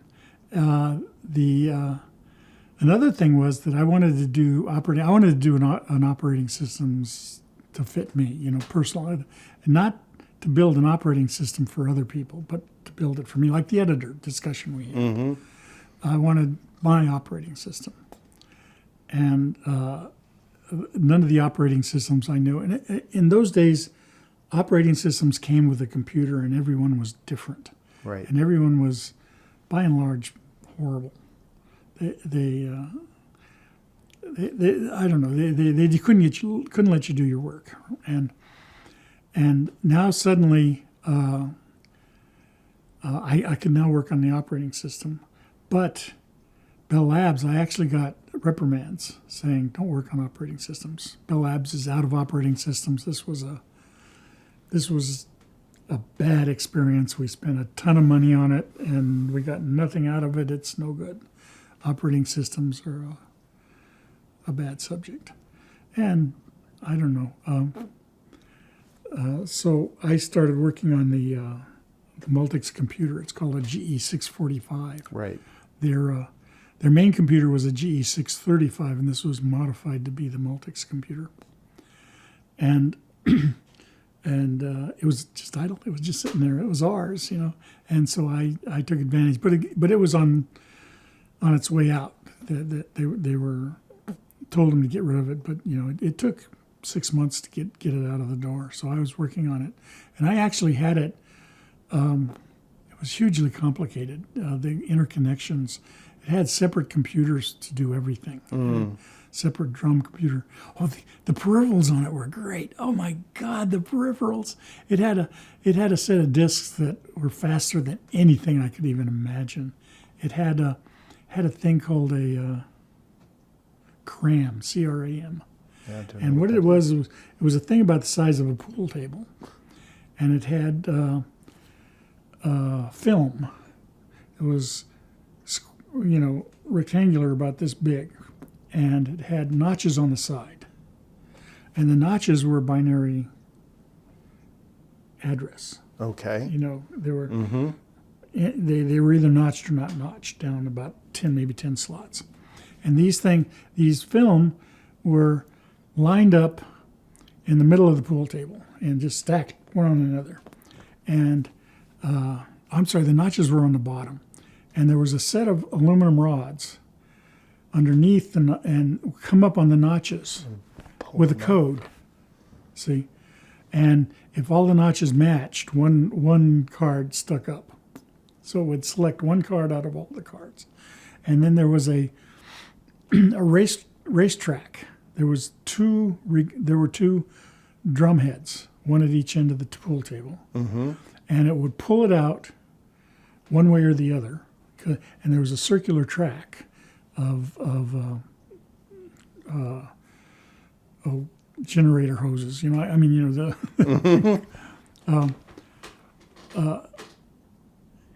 it would catch in the hose and then go down, race down, and then wrap around the track, wrap around the head, and become the surface of the head. And it was fun for me because it was a type of programming I loved. You could actually, while you're reading this one on the head, you could drag another one out and start it on the way. Plus, you could have one going out the other way, going out the other head, right? And so you could, while one's coming up, you could be unloading the one coming back, and it would just stick it on the end. It was, so it was a marvelous. It was an amazing device and had zillions, of bits of memory. And totally unreliable. It just it would explode. And there'd be these head things, but it was fun. And so I was playing with that and getting it to work. And the very fast drum. But it had an I/O machine, which was as big as the computer. First off, it was a multiprocessor. I think it was 3 or 4 processors out of shared memory, which almost didn't exist in those days. And it had a separate processor that had the same interface as the 3 or 4 processors, which is called a GIOC, the General Input Output Controller. Okay. And you do all your input through that. And that was a separate computer that used the central processor's access to memory to get its stuff. And it ran all the teletypes and all the peripherals, the cram, and all those things. And I finally conquered it. It was a bitch, and I finally conquered it. And I could program it, and I got the teletypes all running. It actually, all the teletypes came up and said hello. So forgive me if I'm being a little bit slow, but because was it running Multics, or were you writing your own system? I was writing raw code right at the very bottom level. Okay, Yeah. But you were bringing up services on it. So you the services are very hard, large, big. Much I could say hello on a teletype. Okay. If that's a service, then I was doing services. Okay. and I was playing with some of the tapes and the cram. I love the cram. It was the cram was made by the French. GE was in bed with a French company called Boule. Okay. Yeah. Sure. And I think this was a Boule device. But anyway. It was fun but worthless. I don't know. That's my life. That's my whole being. And just about the time I was ready to start writing programs to read and write the teletypes to actually run programs, is when it went out the door. Okay. With me hanging on to it, yelling and screaming, and that's when I ran off and found the PDB-7 that was totally unused, And that had been part of this graphics 2 system, right? Yes. From Bill Ninke? Yes. Yeah. Yes. But was he still in Murray Hill then, or I had think he so. left? I think Okay. so. I mostly talked about with some other guy, and I can't remember his name.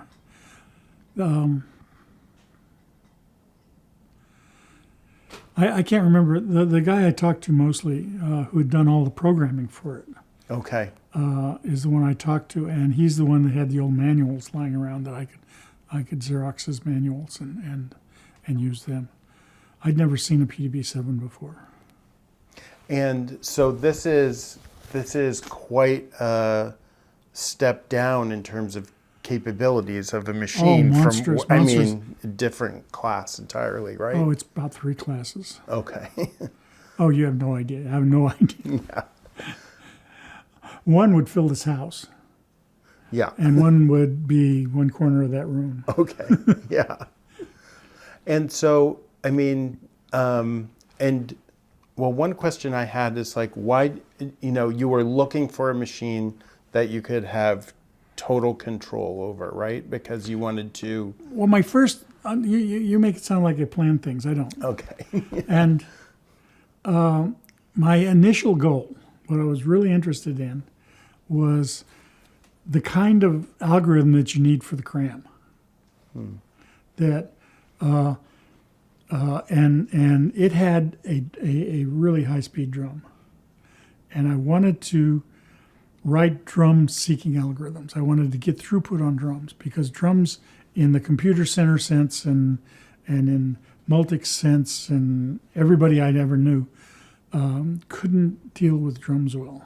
Okay. They would disks and drums. Basically, they would say read and wait for the read to come back. What you want to do is simultaneous overlapped reads. And you had to know where they're rotating, what head to use, where each head was. Right.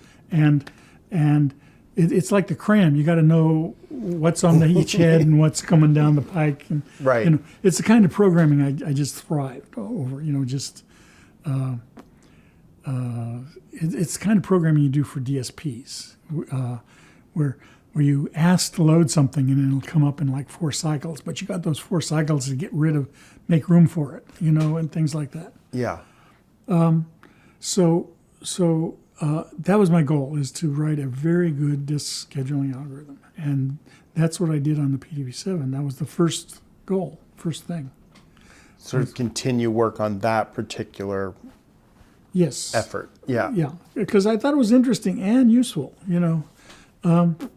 There were a bunch of scheduling algorithms in the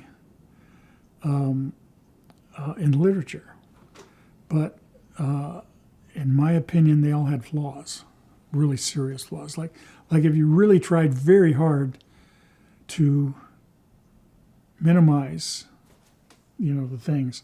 If somebody wanted 1, 2, 3, 4, 5, 6, 7, he'd get the whole machine. Everybody else would wait, because that's the for throughput on the drum. He's the guy. Right. He lined them up. He knew every, and so those kind of the flaws that were fundamental. That you want to be fair. Also, not only there were users' considerations as well as drum considerations. Right. And so anyway, I actually got that running. That was pretty good, and it became the focus of the file system for Unix, or at least the disk part of the file system for Unix. And then I had to write programs to test. I mean, Right. having a disk just sit there and you say, "Well, that's a nice disk." And you got to read and you got to write, and then that's not good, because every disk can read and write, right? What you want to do is have multiple simultaneous reads and writes to tune your algorithm. Right. And so you have to have these test programs lying around, and that means you have to load them up, run them, and load them. And suddenly, without knowing it, I mean, this was sneaking up on me. I had no idea. I was really behind the times. Suddenly, it's an operating system. All it needed was a text editor and a multiplexing layer to you run him for a while, run him for a while, run him for a while. Right. And that's it. It had a file system, it had a disk driver, it had I/O peripherals, it had everything except the ability to maintain itself. So I needed a compiler, editor, an assembler, a loader, and user protection to run multiple users. And those were very small parts compared to what was already there, just to drive the disk.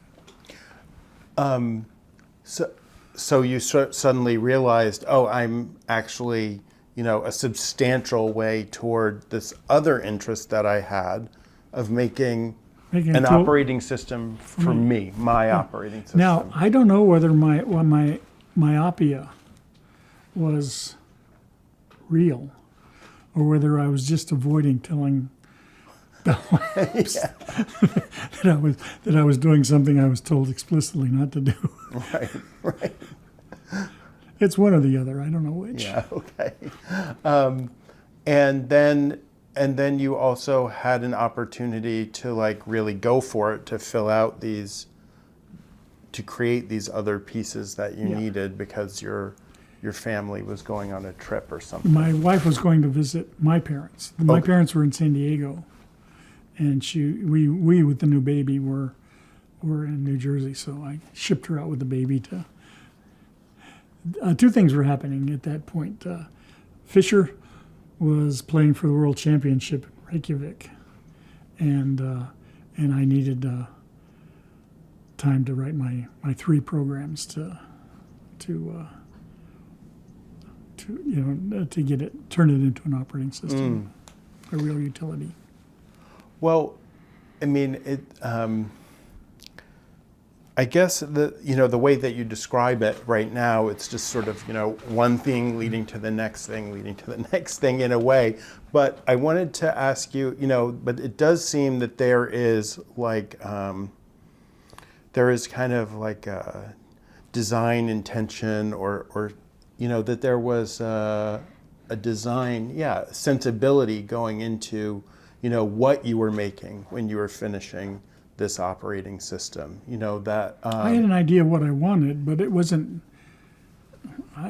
Like you said, I don't think I ever designed any one big thing. I snuck up on it in different ways. Well, could you talk about, I guess what I'm, kind of threshing around trying to get to is like, what were the key elements of what, your operating system was going to be like versus, these other ones? It was going to be interactive, fast, as far as, it's a slow machine. If you had asked to do a big job, you couldn't get it done because the machine couldn't do it. But if you asked for a little job, it would be instantaneous. Mm. And a little job is editing and assembling, and compiling and loading. And it would compile itself in right around 10 or 15 seconds. So anyway, it was meant to be where you weren't waiting on the computer. That was the whole idea. What I wanted to do was program games, whatever, lots of things. I had lots of things on the fire, but what I wanted to do is do those and not wait for the computer. Wouldn't want to wait overnight for a tape to be punched. I didn't want to, you know what I mean. Some of the things were, serious delays if you wanted special stuff. The GE 635, which became the major computer at Bell Laboratories after the 45 was dumped, they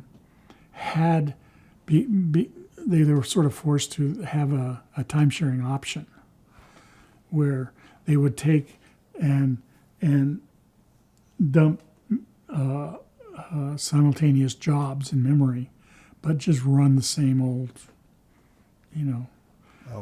horrible. Basically, it was like you're submitting batch jobs. Yeah, from your virtual terminal. Batch processing or something. Yeah, it was pretty gross.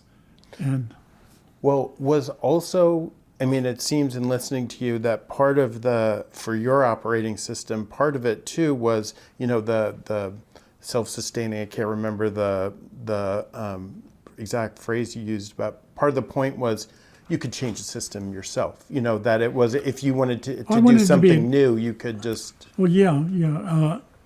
Well, yeah. I don't think that was a goal. Okay. It was certainly. I don't design whole things at a time. I kind of design the least thing that I want next to be done for some reason, and therefore it has to be adaptable. That's part of the original design, is that it has to expand.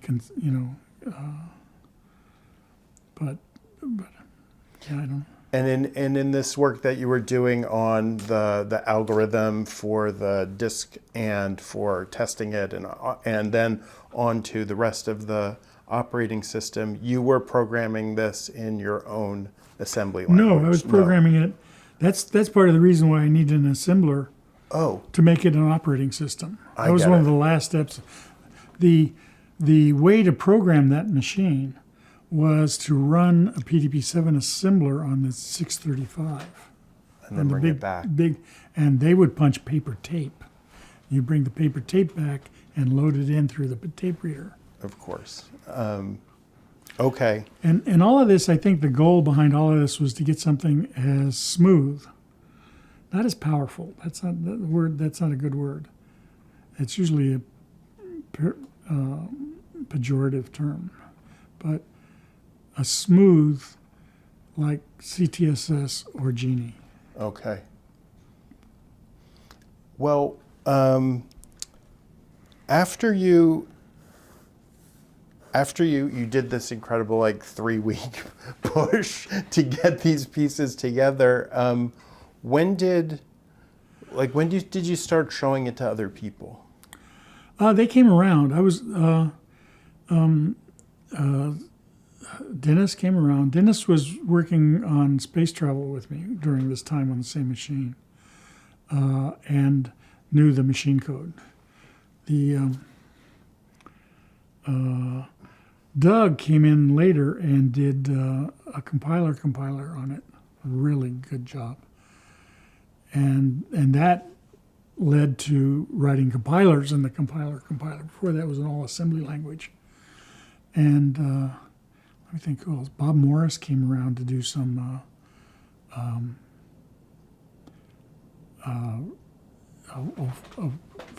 funny floating point kind of stuff,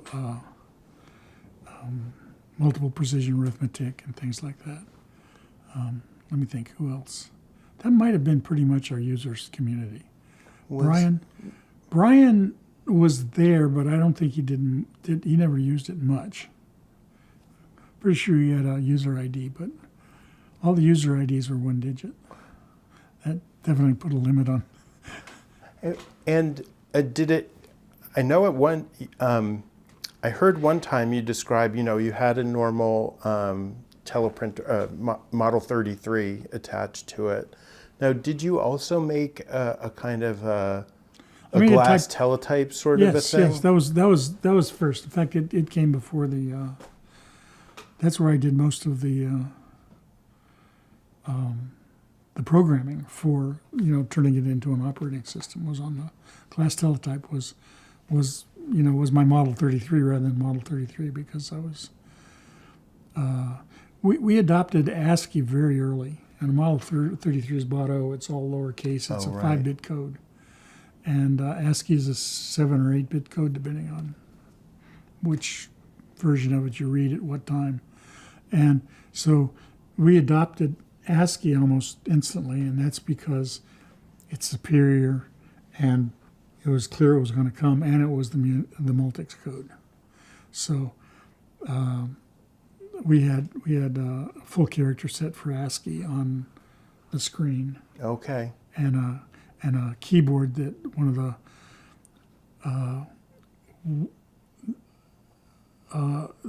there was a department that they did lots of very nice hardware kind of work for things, and they built keyboards, really nice, like typewriter professional keyboards. Right. And they were trying out some, and I got one that on the screen side. Okay. Because I was wondering if it already had one when it was used as Graphic 2. I don't remember, to be honest. Yeah, I know on Graphic 1 they had a keyboard right there by the scope, but I don't know about. They probably did. Yeah, Maybe they did. But you wrote that. To make it the yes the display writer or whatever you want to call it. Yeah. It was a very funny thing. It was a vector graphics thing, where you could draw a line from A to B. That was the opcode. So you had to make these. Well, when did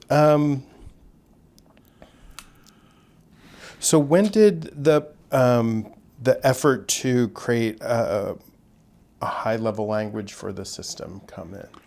Okay, the sequence was that Doug built TMG, which was a compiler, recursive descent compiler. It would parse compiler kind of syntax and issue things every time it found something, right? And he wrote the compiler, and he wrote the compiler in the compiler. So it was self-contained. Wow. Self-containing thing. It was a masterful job. It was amazing. It was great. And I wrote B in that language. And then I wrote B in B because it was that kind of language. And then Dennis wanted to use B on the 635. It only existed on the 7. And he moved it with a compiler. He actually produced code, while my B only produced opcode stuff. An internal language, an intermediate language that I interpreted to actually get things done. Okay. And part of that was because of space. There was no space on the PDB-7. and it had to compile itself, which was just horrible in 4K. And so he was moving to the 635, which is infinite space, right? And so he actually wrote a real compiler for the 635 and called that thing NB, newbie. Mm-hmm. And then life went on. Then we got our PDP-11. And he was working on the 635 on B and making things. And we got our PDP-11. And the PDP-11 was a byte machine instead of a word machine. And B is pure words. Mm. I mean, it doesn't like bytes at all. It really does not like bytes. So he modified for the PDP-11 the B language to handle bytes efficiently. And it was very well done. And it was installing types. Now, B had no types. There was no type. And the reason is because they were all words. Okay. And so the operator told you what to do with 2 words. You know, you could look it up as an indirect. It's a pointer. You could add 2 of them. They were integers or floating points. You could, so the operator told you what to do with words. And B had no types, nothing but words. That's why it was so painful on a PDP-11, because you had to combine 4 bytes to make a word. Mm. And if you really wanted only a byte worth of data in it, you're wasting 3/4 of precious space. Got it. So he added types to newbie and added basically one of the types is byte to newbie. And when that happened, it was time to move Unix over to a PDP-11, and that's the animal. The first version was written in PDP-11 assembly language. Okay. And then Dennis and I decided to write it in newbie or whatever I don't think we really called it, And so I was writing it in the current version of newbie, and I just lost track. It was just too big and complicated. And things fell off the floor, and I couldn't pick it up, and certain things were too hard to do. And then so I'd go back and we have a discussion, Dennis and I, and we'd come up with a modification to newbie, put it in, I'd try again. Now the third version of Unix on the PDP-11 in a higher level language and is the one that worked.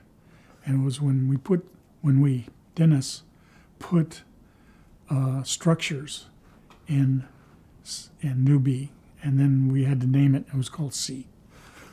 And so Dennis wrote, call it in C now, the whole version. He wrote C on the 635.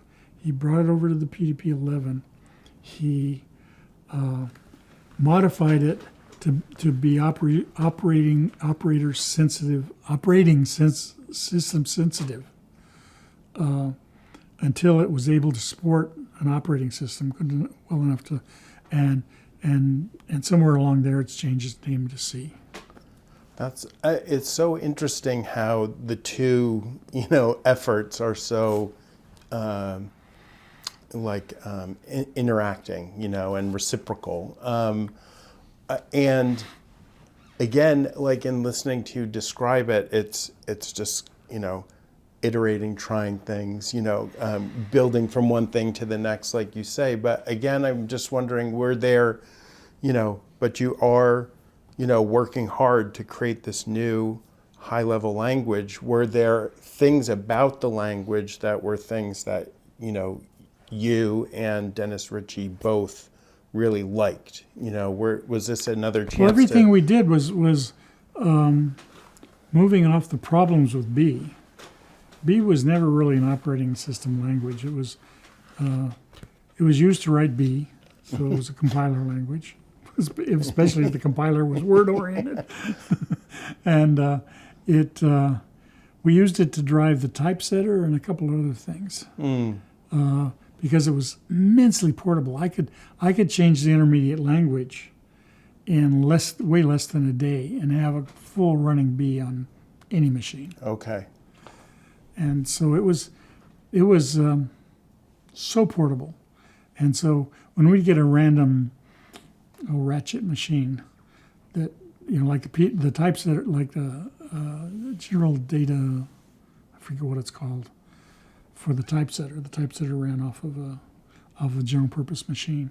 I put B on it and used it because we handle typesetting very differently than Mergenthaler, who sold the machine.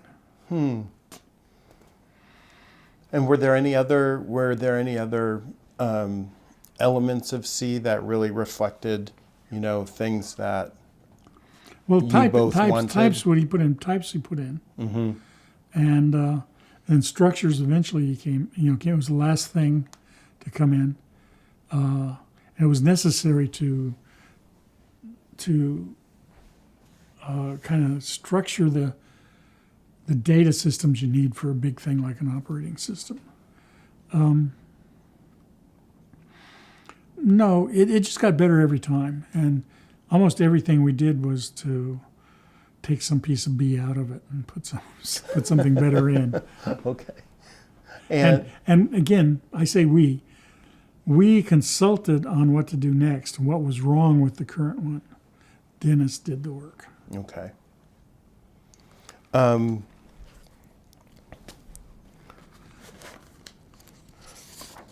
It's just so fascinating to me that that both of these things developed in this fashion that you describe. Both Unix and C have proved to be, so enduring. When the context of their creation, seems so specific. I just wondered if have you thought about what has? I think it was Bell Labs. I think it's the non-pressure, no users. They're not waiting for a product so they can sell it. It was essentially whatever you want to do, atmosphere, and for anybody you wanted to do it for, atmosphere. It was Bell Labs. It was by far the biggest contributor to this whole type of programming. I was looking too that that this whole trajectory that we just sort of described from the summer of '69, I guess, through Unix written in C on the PDP-11 '73, summer of '73. That's just 4 years. Yeah. And this is a time when you were like from 26 years old to 30 or something like that. I just wondered, how that period of time felt to you. Did it feel, different from other time periods? Did it feel like incredibly productive, or? It was productive in a higher level sense, but the same kind of intricacy. The same thing I did in playing with games and things like that in Berkeley. It was always the same. I'd go to sleep worrying about something, and then wake up, yes, and I'd run off to the computer center and do it, kind of thing.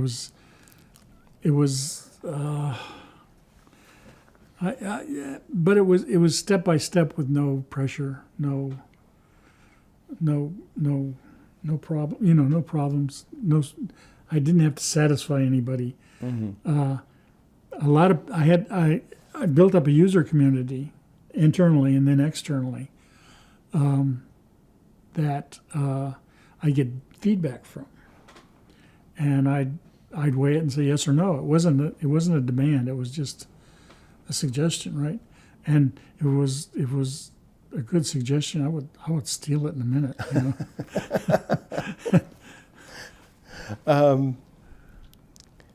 We talked a little bit earlier about Grep. Was that? I guess that just related to, Ed had regular expressions in it, so this was a continuation of that. there was a manual that I wrote on the PDP-7 for the editor, because people have to come in, they have to read something, right? And in it had a list of the commands, basically alphabetically. A means append, B means buffer, C means change, and on and on. And then when it got to G means grep, right? G, and it doesn't mean grep, it means generate, something like that. Oh. I can't even remember the word. And it says, for every regular expression, do this command. And then the command was the definition of the whole thing, A, B, C, D, E, G. And it said, for example, G/RE/P means for every regular expression, print. Okay. which is the name, and it was easy to pull that out. I actually had that as a private command for a very long time, until Doug asked me if I could do something like that, and I pulled it out. I gave it to him after that. And let's see, how important was it to you and the effort that Doug McElroy became, such an early and enthusiastic user of the system? He worked on his own things, but he had suggestions that were just penetrating, like grep, like pipes, like other things like that. But mainly, he was working on his own. He did the speech synthesis. Right. He did all the map stuff, all the projections on maps and things like that. And he ran his own thing. But that doesn't mean he didn't slough off ideas to everybody. And he was the head of the department, and you have to have your head of your department sign any paper that goes out from the bottom, right? Mm. And so he knew every paper written in the whole place, and he not just read it; he understood it and studied it. He knew. I've never met anybody like it that could read a complex paper in subject A and a complex paper in subject B and give cogent, coherent critique on both, on either. And on the language too, right? On yes. just on the writing. He and Dennis were wordsmiths. They both were. There were a couple other. We talked about some of the other Bell Labs researchers who were part of your early user community. There was one. Well, there were maybe a couple that we hadn't hit on that I wanted to ask about. Two, really. One is Lorinda Cherry. Yes. Could you talk about her and just her kind of place in the community? I think because, not overt, but definitely discrimination against women. She never quite, I think she was ultimately promoted to MTS, but mostly she was an assistant to Bob Morris. Oh. And Bob Morris, I think treated her like a full research assistant, a full, researcher, and had her do a ton of programming for him, and it wasn't just one way; it was mutual. So, I had very little I knew her well, but her office was right across the hall from mine, but I didn't have any close contact with her.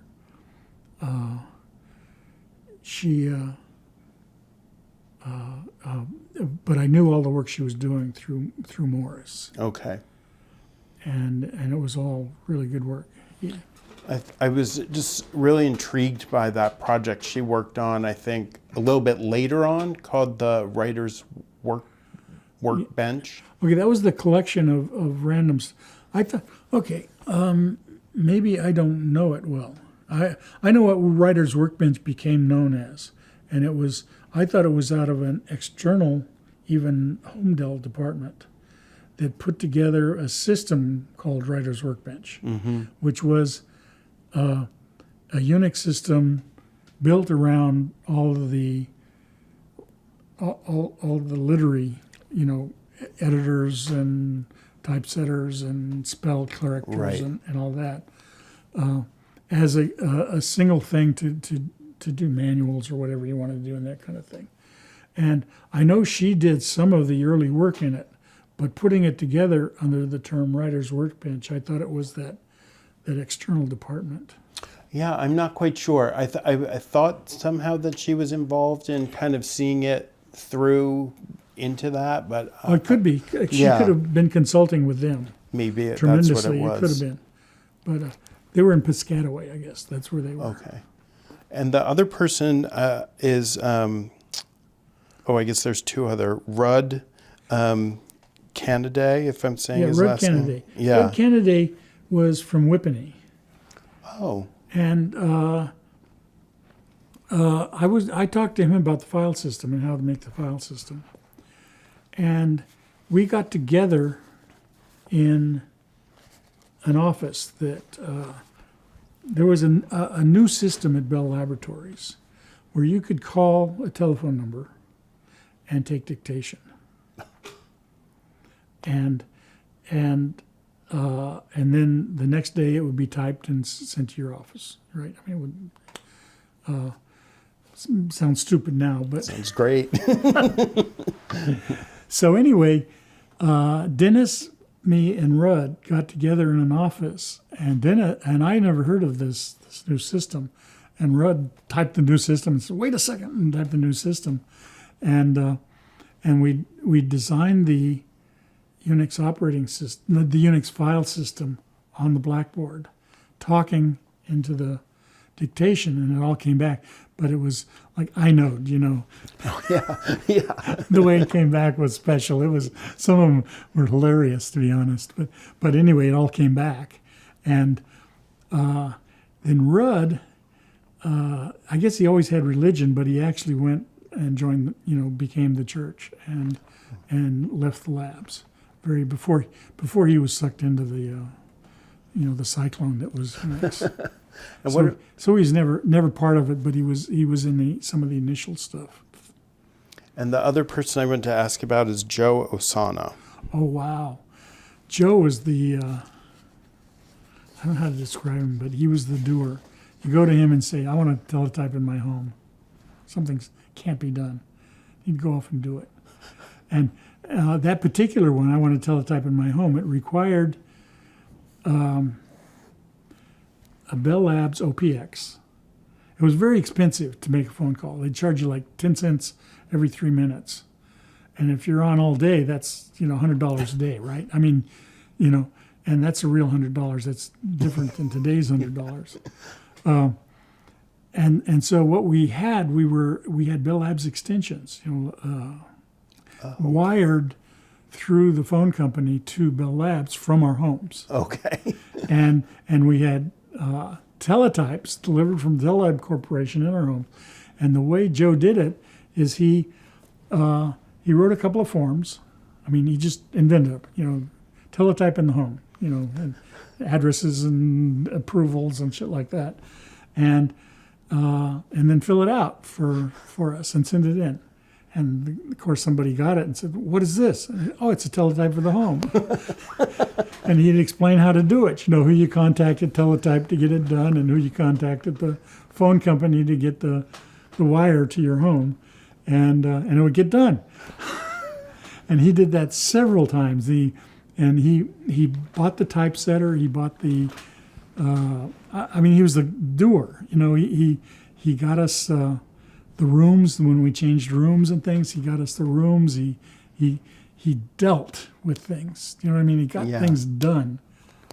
Well, one of the things that we haven't talked about yet that I think Joe Osana was very involved with was eventually the kind of cover story that turned into a real story about using Unix to do document preparation for the patent department. Was he involved with that? He was certainly involved Yeah. with that. He was involved, period, and definitely with that. He was trying to get a PDP-11 for us, and we were being told no because we don't deal in operating systems. So if we don't deal with operating systems, we deal in word processing because Bell Labs makes patents, Yeah. which is nothing but word processing. And it's happened very fortuitously that the patent department had on loan a document preparing system from a random vendor that they were evaluating for use to buy. It was not bought yet. And probably Joe went over and said, "Hey, I got a deal for you." and so we got our first PDP-11. Money was never a problem. It was operating systems was the problem, right? So we got our first PDP-11 to do word processing. It was paid for by Max. It wasn't paid for by our department, by our area. And we had full-time users, 8 to 5 users, which were the secretaries for the patent department, writing patents on our system. And that grew into the ability to actually finally get our own system when it started becoming a very popular system. It first spread inside the Bell system. It was being used for the administrative kind of stuff, typing in trouble tickets. This line is broken, this Right. thing, and doing the correlation for these things to find out what piece of equipment was probably broken, and then it started actually doing some switching and stuff like that. It was getting deeper and deeper into the guts of the Bell system, and becoming very popular. And because of that, they couldn't deny it anymore that it was an operating system. It sort of took over. And I wanted to ask. and Joe, when the first typesetter came in, we had he wrote NROF, which was, there's an old program, ROF, that developed in many ways, but he wrote it so that it was actually macro driven.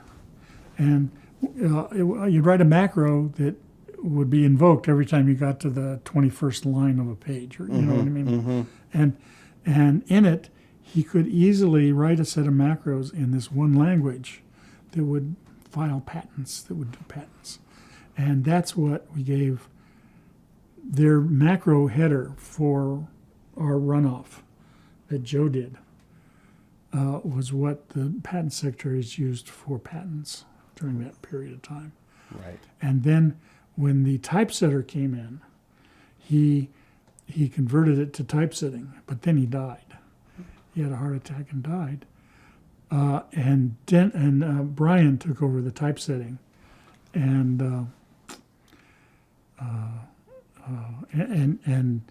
adapted typesetting much more to mathematics, stuff like that, more computer sciencey kind of things. Right. But the basics, the bottom level, was Joe did that. That was sort of his one programming thing, as opposed to being a gopher.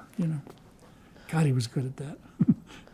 I wondered why it was Max Matthews' group who bought the PDP-11. Yes. Was that they were just interested in seeing the work go forward? They had extra money, and if Oh. they didn't spend it, they lose it next year. Okay. Yeah.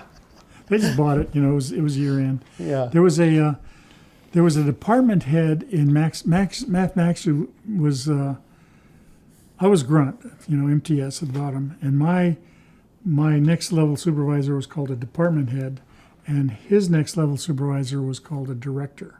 Right. And Max was a director, and he had a department head in him named Lee McMahon, who was a very strange person, very great. I mean, good guy. And he, I think, was tasked with getting the computer for us. And then when we got the computer, he actually left that department and came over to our center. And he was a wordsmith. He was in early days he was a monk. He had about 3 or 4 PhDs. He would translate from ancient Arabic to something else in the catacombs of Rome. I mean, his life was amazing. He had a Austin Healey, big beautiful one, right? But no driver's license. And he'd clean it and polish it and tune it and everything. And then his wife would get in and drive him around. And he was amazing. He knew everything about everything religious. Like when the Dead Sea Scrolls came out, he knew what they were and all of the politics involved in them and everything. And just regaled us with stories about religion, but crossed with early literature. And he's the one that did all of the dictionary work we did. One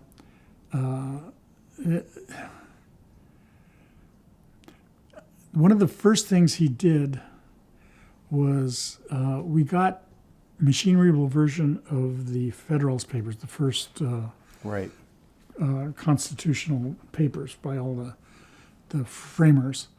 And about half of them are authored and about half of them are anonymous.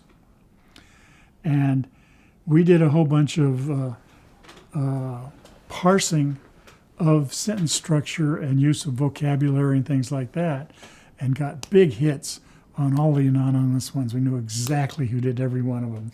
And he did things like that. And he negotiated to get all our dictionaries. And there was a 1,000,000-word corpus, which is supposed to be a cross-section of the use of the English language called the Brown corpus. Yes. He got that and used it for everything, he was kind of the literature kind of guy and really good. I mean, in today's world, he would never even be hired. Do you understand? I mean, and Bell Labs was full of that. We had an astronomer. We had that had a slot in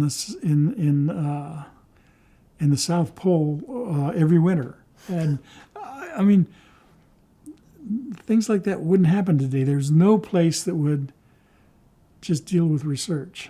I only know of one place before that, and that was RCA, and one place contemporary, but they didn't match Bell Labs at all. That's IBM. IBM had a research center, but they were all driven by IBM. Thank you. Well, I wanted to. Well, actually, my next question kind of plays off of that a little bit, which is just about the eventually with I think the second PDP-11, that was kind of around the time, I believe, when the kind of Unix room formed, where people would. Yeah, I think the first one didn't, but we actually got a spot on the 6th floor where we cleaned out a vending machine and a couple of cages of stored junk from 1920. And I think we had the first Unix machine there. I'm sure we had the PDP-11 for the patent people. Okay. Had there, definitely. But our own PDP-11 we finally got, and it was a modified PDP-1145 that had PDP-10 base limit register protection, because up until now, all the users could write over their other people users' space. Oh. Even the operating system. It was all in one space. And they came out with partitions in the PDP-11. It was a KS-11. KS means special system out of... and so we asked them to design it. They designed it. We iterated a couple times, and then they delivered it really fast. DEC used to be that way. They used to really make machines for you. And then we used that until the 1170 came along, that had it built into the original, had protection built in. Well, I was just kind of interested in this, in the Unix room as kind of like a shared workspace, because I mean, I think everybody had their own office. Right. But it sounds like a lot of the time everybody would choose to work together at the terminals in this room. Well, there were, yes, I think everybody did. They all had terminals in their office if they wanted them. Mm-hmm. They all had terminals at home if they wanted them. Joe Osana again.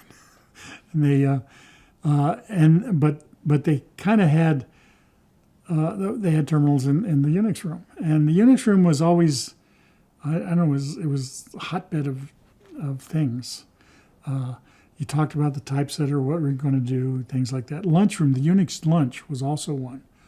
It was 1:15 because the lunchroom closed at 1:30, but they would take your order at 1:15, and so we'd all come in to that. It killed me to get up and be in at 1:15. And if I was late, I'd buy McDonald's and sit down at the lunchroom with my McDonald's. They used to get mad at me for that. But it's just part of the, I don't know, I don't know. It just caused a symbiosis of thought and things. It was great. That's where you learned about what somebody was thinking about that might turn into a project, like the typesetter, like the next computer we were going to build, or that kind of stuff. Networking, things like that. Right. And I guess were you, it sounds like, would you have described yourself as kind of a workaholic at that time? Yeah. Yeah. Absolutely.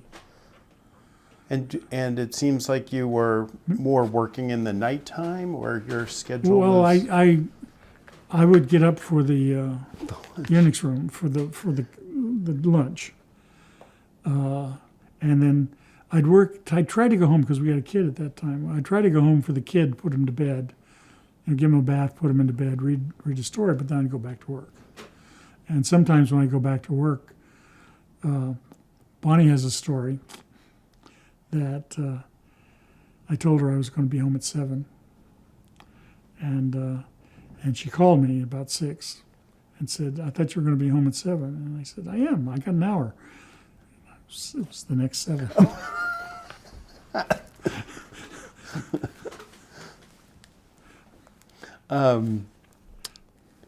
Well, I guess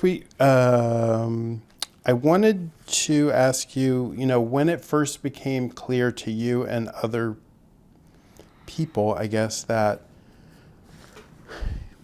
like in the nature of Unix it seems like it made it particularly prone to it having variants and variations, because it was,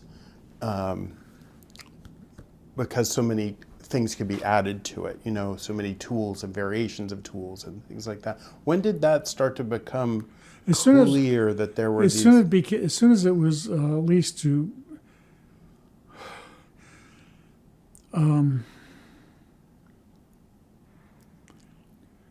most people took it the way it was. All the universities, they were all first. They took it the way it was.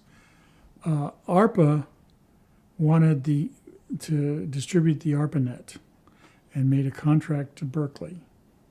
And Berkeley made a version of it that was fortified. It was more stable.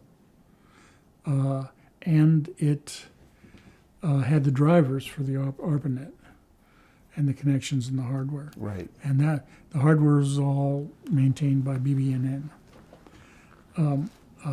And so that was a version, right?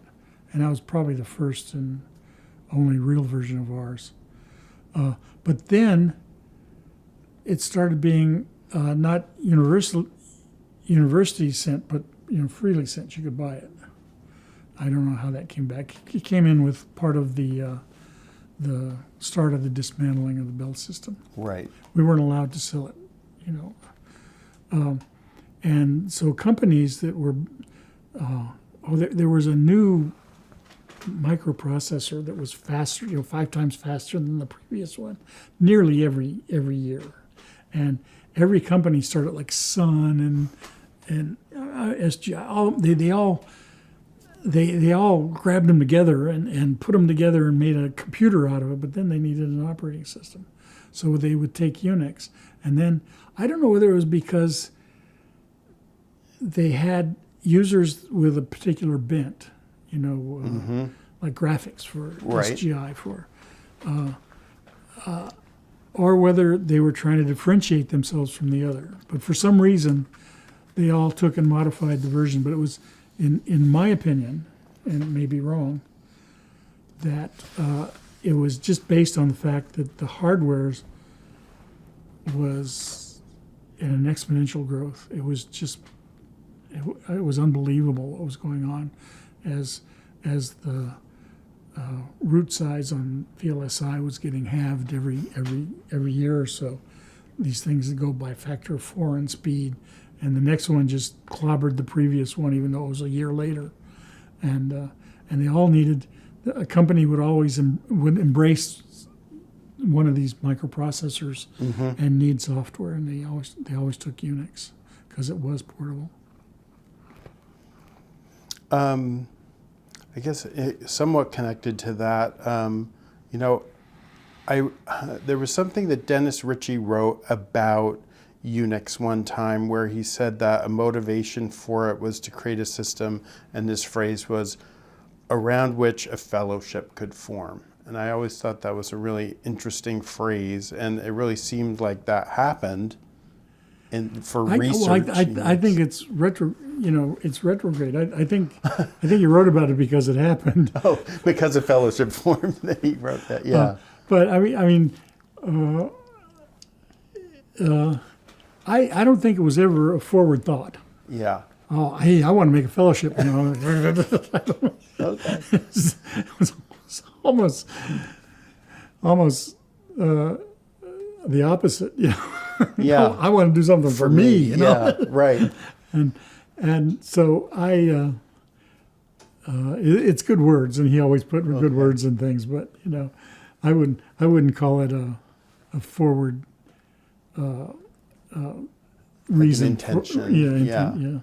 Well, what I was trying to do was I was trying to connect that idea to this other idea that a lot of people have drawn a direct line from the sort of open source software movement and ethos, and many people draw a line straight back to Unix, that's where it comes from.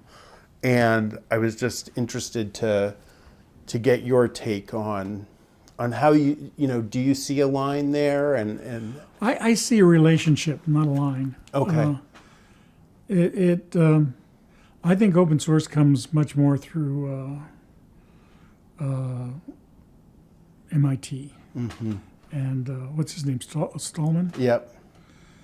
But Unix had a bit of that, and the part about a fellowship, a group of people, is that for some reason, and I think it's just because of me and Dennis, everything was open. We had protection on files. If you didn't want somebody to read it, you could set some bits, and then nobody could read them, right?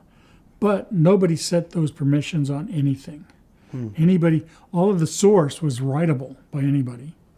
It was just open, and if you had an idea for an editor, you pull the editor out, you'd write on it and put it back.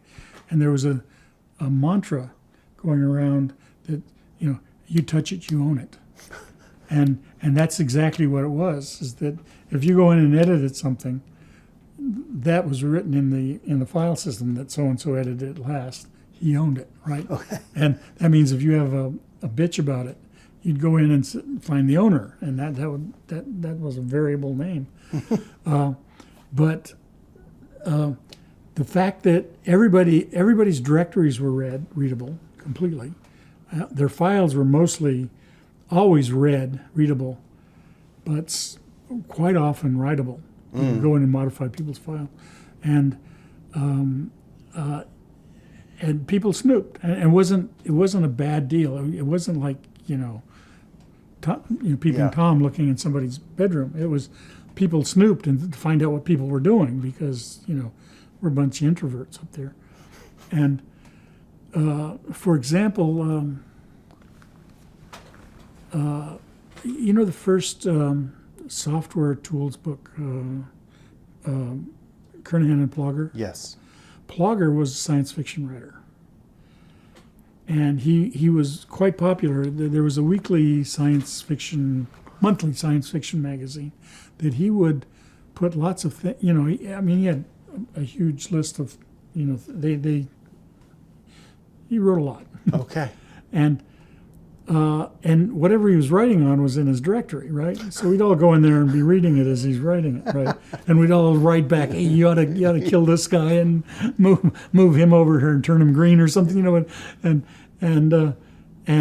he didn't mind it because that's just the theory of Unix in those days. And I think that generated a fellowship. Just the fact that it was like writing on a blackboard, everybody read it. Well, I would have come back to that idea in a minute, but I did want to ask you about your work on the number 5 ESS. Rob Pike, who I talked to a bit before coming to this interview, told me to ask you about... He ratted me on it, huh? Yeah, he ratted you out about the number 5 ESS. No, he said that was something that wasn't well known. And I went to... well, you mentioned Unix getting into switching, so... Yes. Yeah. It's a long story, and I don't know how much of it. Number 5 was done at Indian Hill at Chicago. And they were into it, and they were pushing their own operating system. EPL was the code. It was horrible, and their own for reliability they had rules, and the rules were just onerous. I mean, it was very strange, and it was a very strange system. Number 5 ESS. If you ever looked at it down the bit level, it's just weird. And the people in the workers in number 5 ESS were saying, we ought to do this in C. This EPL stuff is no good. C kind of works. It's available. We can just use it. Everybody knows it. And they write EPL in C, right? I mean, EPL is written in C, and everybody knows it. So they had a showdown, right, where they were going to invite all the C people and Unix people from Murray Hill and contrast that with EPL people from there. And it was a political slime job. I mean, it really was. And first off, the EPL people got up there and they had a slide of the Unix worker with his bag of tricks, and on the side he's a little cartoon of a bag of tricks, and it was like that through the whole thing, And we got up there, and by the time they finished their thing, we just got up there and said, "This is how you do this. This is how you do that," and thought, well, we're just going to get slaughtered, This, we shouldn't even have come for this. Yeah. They were using it as an excuse to make a decision they already made, right? And so we went home and we found out that they're going to change to C. And but then Unix was more than number 5. There was a PBX division in Denver, and they were having trouble. Mm-hmm. So Joe Osana bought a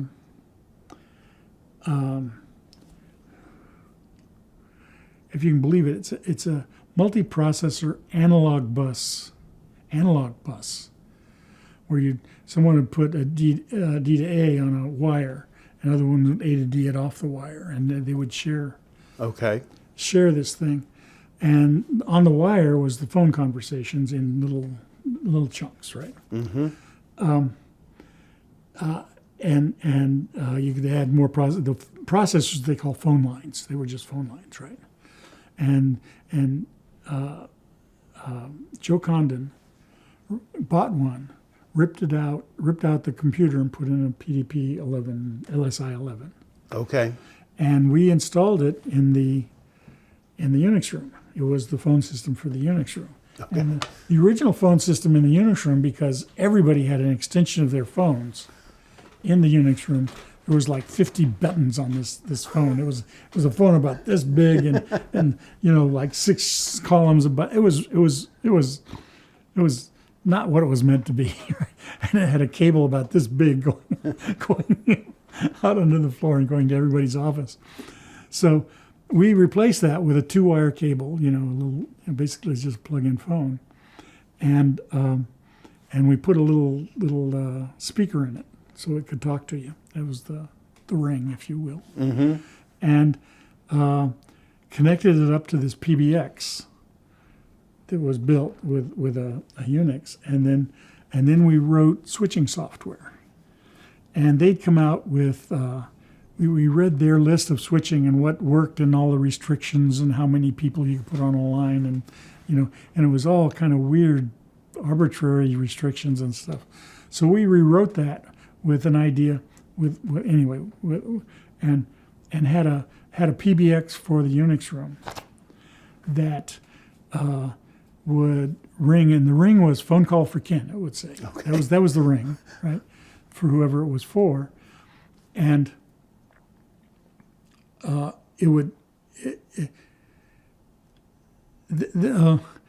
It got to where it wasn't a ring anymore. You never heard it unless it said phone call. Phone call somehow tempered your mind to say who it was for, but you still wouldn't hear it until it said Ken, and then you'd pick up the phone. So you never heard the rings. You only heard your ring, and after a while in here, and.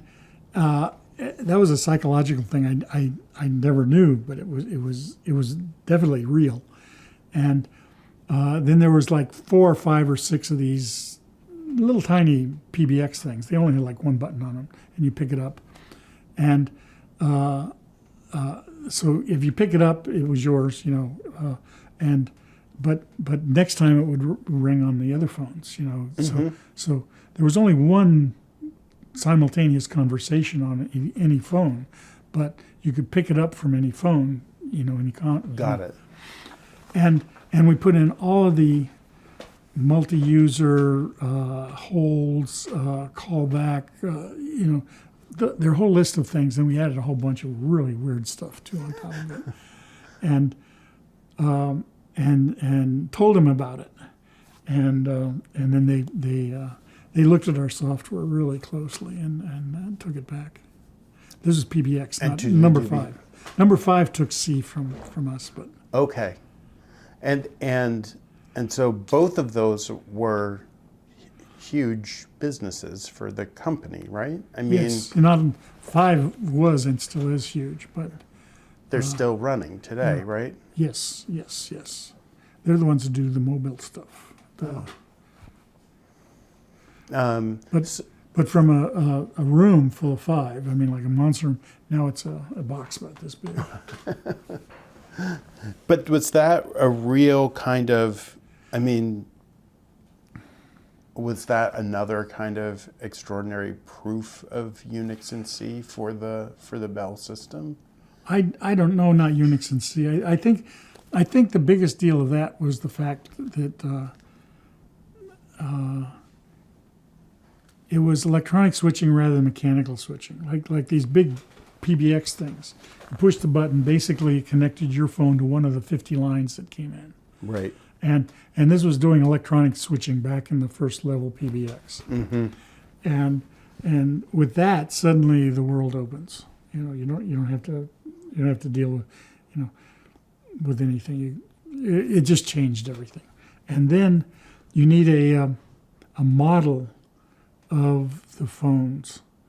And our model was that there's this thing that produced voice, right? And you could connect any phone to it, and it would be a multi. If there were if there were two transmitters, they were together, right? And that's what a phone call was: two transmitters, two receivers. Mm-hmm. And so but if you say, I want to bring someone in, it'd be 3 in 1. Or if you have one guy talking to somebody with 5 people listening, you could do that. Right. So it was a very simple model. And all you had to do was implement that as an operating system primitive, connect a transmitter, connect a receiver. Mm. And I think that they did a huge amount of modification in the PBX too, but we didn't follow them. I mean, that wasn't our job.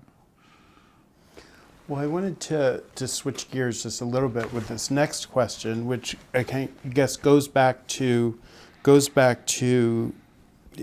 Unix proper, which is, I guess in any time sharing system, security of a sort is a concern, making sure people don't mess up other people's stuff. And also, I guess, keeping people out of the system you don't want in there.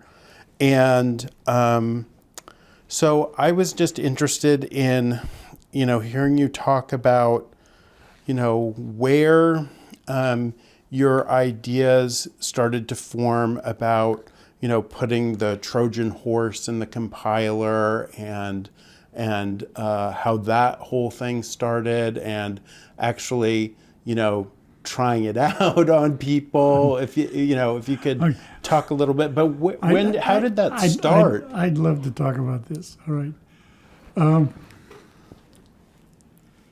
I got the idea, and it says so in the paper, that there was a security audit of Multics, Mm-hmm. which was supposed to be very secure. That was one of the hard things that they were doing. And talking about the whole idea of this Trojan horse, and it's sort of, and I said, hey, that's cool. I'll try it, And so I actually built, I wrote one in a day and put it into the system, and got one of the Unix support group people to track it, right, to get it, and then it went nowhere, and I didn't want it to go anywhere. So anyway, it was around, and I forgot about it, totally forgot about it for 10 years, right? And then I got the Turing Award, and I suddenly realized, oh, that's great, yeah. I'm going to have to give a paper and a talk. And so I said, well, what am I going to talk about? I have no idea what to talk about. I avoided papers, avoided anything like that. And so I got all the Turing Award papers previous to mine. Right? Mm. And I read them all. And I put them in little packets on the table, of what they were about. And one of them was, this is what I did to get my Turing Award. And a paper that he already wrote, because that's how he got his Turing Award, right? And then there was one, well, they're going to have to publish this anyway, so I'm going to talk about saving the whales. Okay, yeah. So there was a pack of saving the whales, or stopping apartheid, or something like that, right? And then there was one that I liked, was a MPU, minimum publishable unit. And what it was is that if you read this guy's history of his papers, he had a set of papers that were MPUs apart. Mm-hmm. You understand? Mm-hmm. And it's the minimum amount of work you can do on a previous paper to make it publishable again. Okay. And it was publish or perish in those days. It was really serious, right? All these associate professors going in and getting thrown out after 5 years. And so they typically only counted papers. They didn't count, progress. Yeah. And so there were a bunch of them that I considered, I called MPUs. There was an MPU paper. And what it was is I assumed that he missed MPU by a little bit, and he got rejected from a previous. Mm-hmm. So he pulled out his just sub MPU paper and gave it as a Turing Award. And then there was anyway, and there was a bunch of personal ones. This is how I became so important. I went to school and I did this and I did that and I did the other thing. So anyway, I had these 5 or 6 categories of papers, and I decided I really didn't want to do any of those.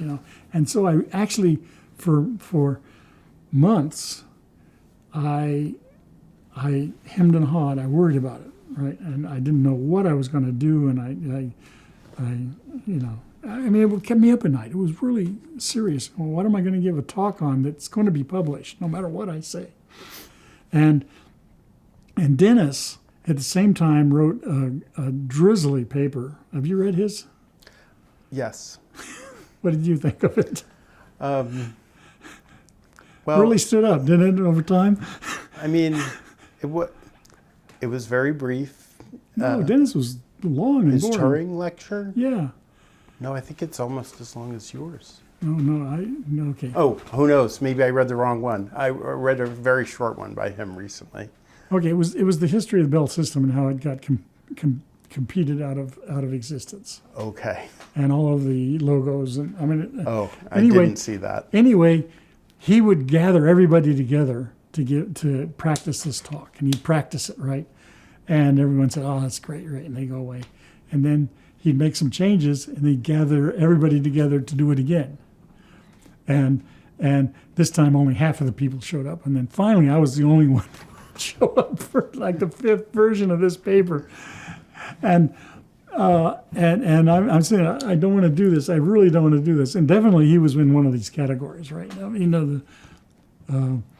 And it was at a SIGOPS conference in Mount Washington in New Hampshire, that I said, what about this old thing that I did, years ago? That'd be a cool paper, and I'll give it as a joke, that no one would expect anything like this. And so I wrote it on slides. I didn't write it as a paper. I just wrote it on slides, and it was very, very quick that I had to actually give it at the ACM thing in New York. And so I took the slides and I just put them up and gave the talk. And it went over great, because half of the people didn't know what I was talking about, and half of the people just stood stunned. And then suddenly they go, "Oh!" I could feel the breath of the of the auditorium go in and out like this as they took their breath.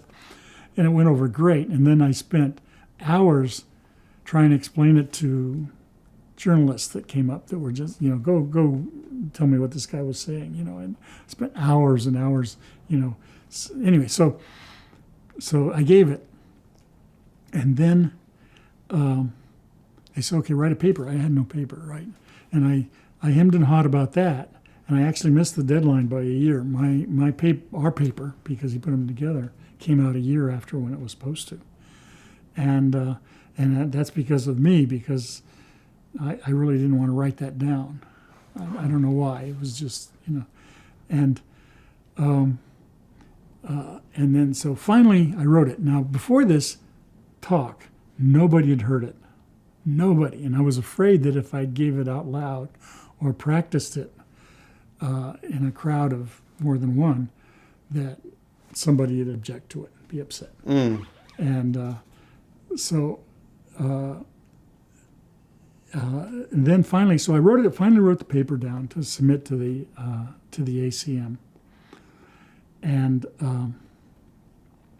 gave it to Dennis and said, and he submitted them on both. And I had as the title of the paper, the second half of the Turing Award lecture. That was the title of the thing. And Dennis had his as Reflections on Something, and he edited my title into Reflections on Trusting Trust. So that was not me at all. I didn't even know about it until it showed up in the ACM. And so anyway, and then it showed up, and then it started winning awards by itself. But it was a joke. It was a... Well, it was very interesting for me when, even though it may have been a joke for you, it was very interesting for me when I read it, both because I think there was something for me very, interesting and profound in there about, the succession of compilers as a form of kind of learning, which I thought was a really interesting observation. But also, so there's that. But I also wanted to ask you about, when you actually tried it out within the Bell system, did people notice it? I mean, did people find it? Something smelled. They found something wrong and were chasing it down and broke it. It was designed to break. If you tried to poke at it too hard. If you tried to find out what it was, it would turn itself off. Oh, really? Yeah. And they broke it by trying to find out what it was. And then it wasn't. And in the Pasadena talk, somebody asked me if about it. Yeah. And I said that funny thing about it, it's been 20 years, maybe even more. Yeah, it's more like 30 years. Yeah. No one's ever asked me for the code. Nobody's ever asked me for the code. I said, and then a good friend of mine, Russ Cox, I don't know if you know him or him. Oh, you will. He's cool. He's good. Called me up and said, as soon as you said you had it, I want it. So I gave it to him, and he wrote a paper on. He put it on a one of these simulated PDP-11s.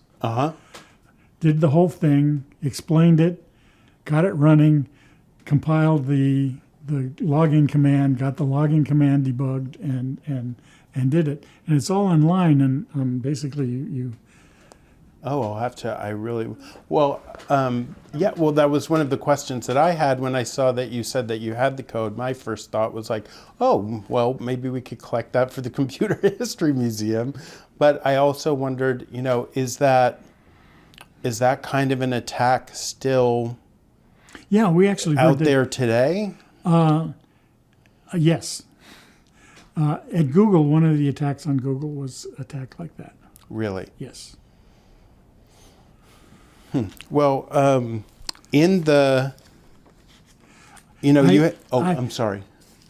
I think it's a worthless attack, as a real honest to goodness attack, because, let me push that down for a second, except for, and I'll get to that, because it's so much easier to break into a system by calling up the operator and says, I'm your boss, what's the password? And they'll tell you.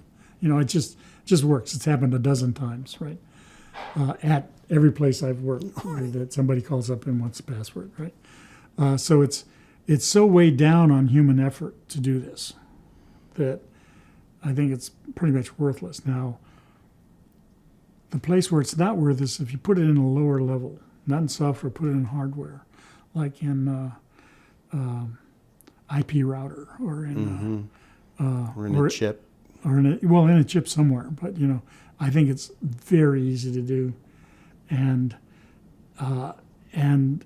if you're a big distributor of a big IP router, if you're somebody like, I won't mention any names, it would be very hard to detect, virtually impossible, and it would infect everything. It would, and I wouldn't be a bit surprised if something like that is buried in different systems that have various amounts of popularity, vulnerability, and by popularity. But that's the only exception I can think where it'd be worth doing that. If you just want to break into somebody's system, you don't call up. Yeah, just call them up. Well, in hardware, would you be able to have the same features of the attack that you describe in the paper? Yes.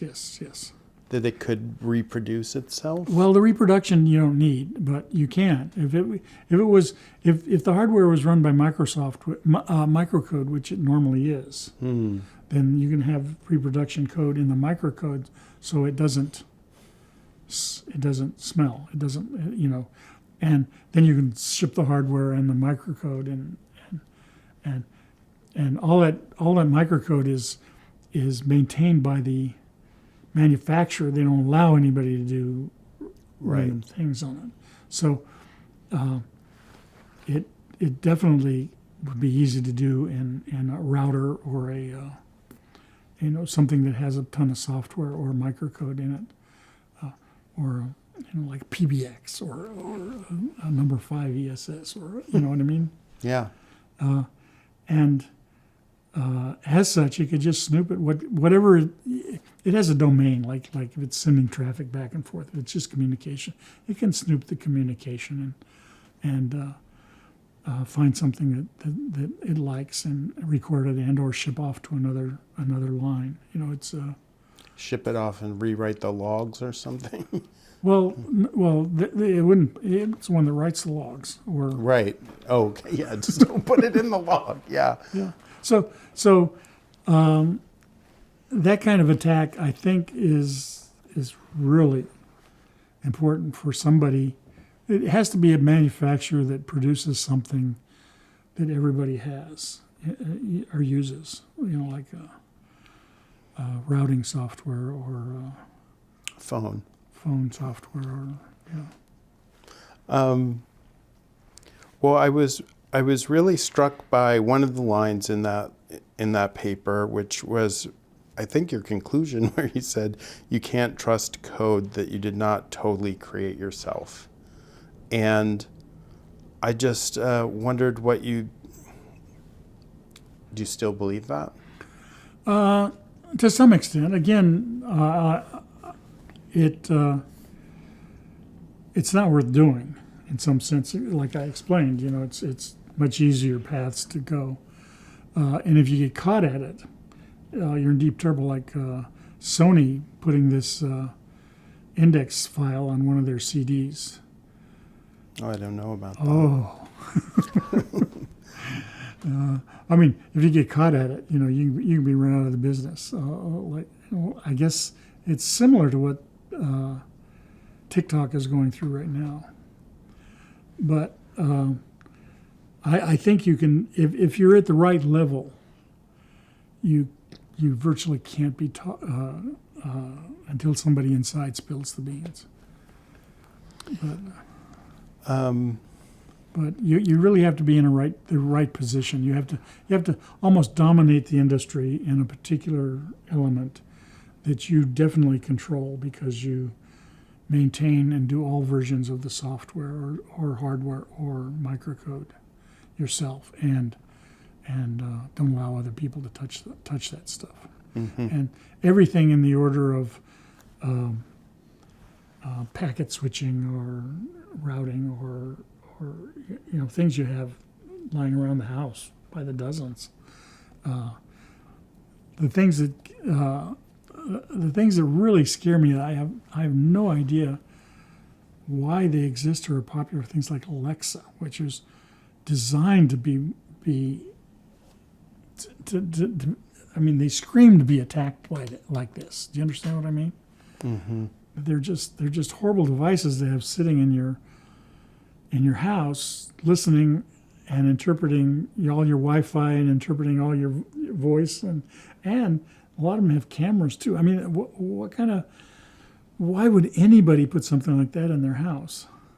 That's totally controlled by another manufacturer, and a lot of those manufacturers have some pretty dismal histories. Well, I was interested, like, how your interest in kind of security, was that something that really developed for you when you began working on Unix and after, or was that something that you were interested in before when you were in graduate school, or? No, it was sort of near. It was between those two. For some reason, I don't know why, I was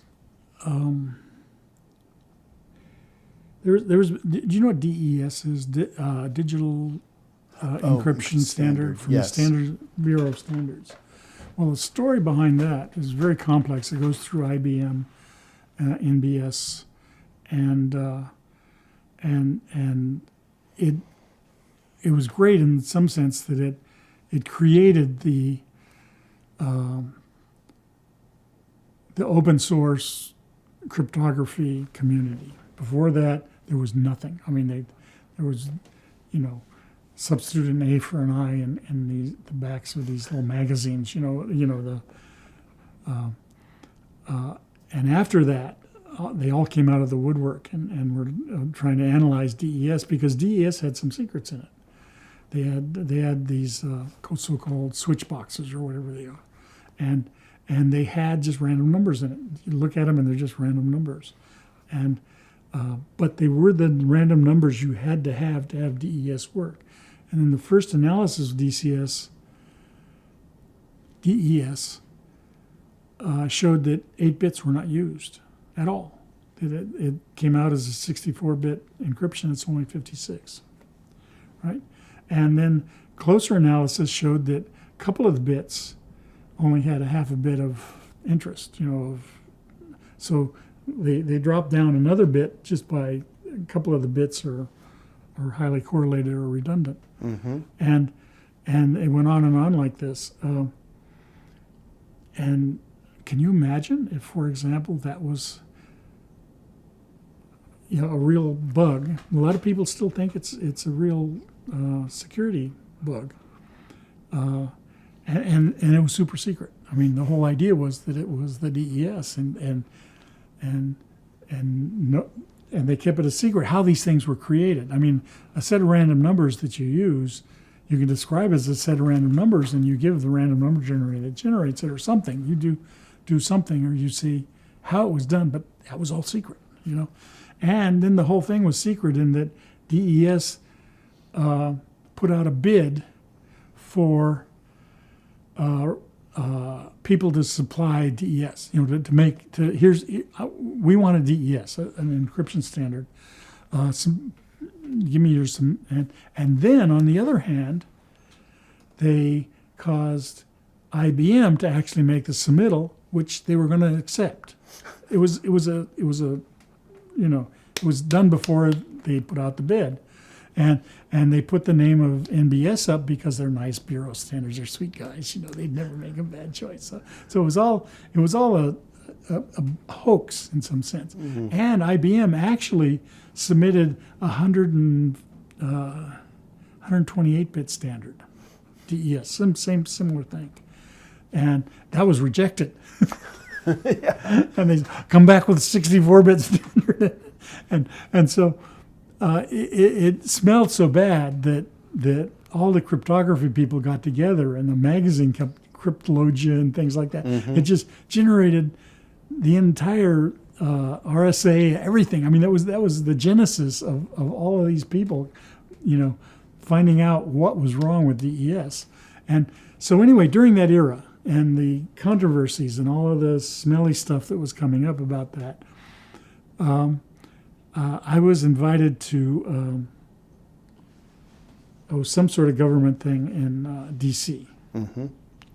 And I went down there, and they were just pontificating. They said nothing, and I flew myself down, and I fought for 6 months to submit a voucher for my flight, which was cheaper than if I'd done anything else, And finally, I was invited to version 2 of this thing, and I said, "No, I'm out."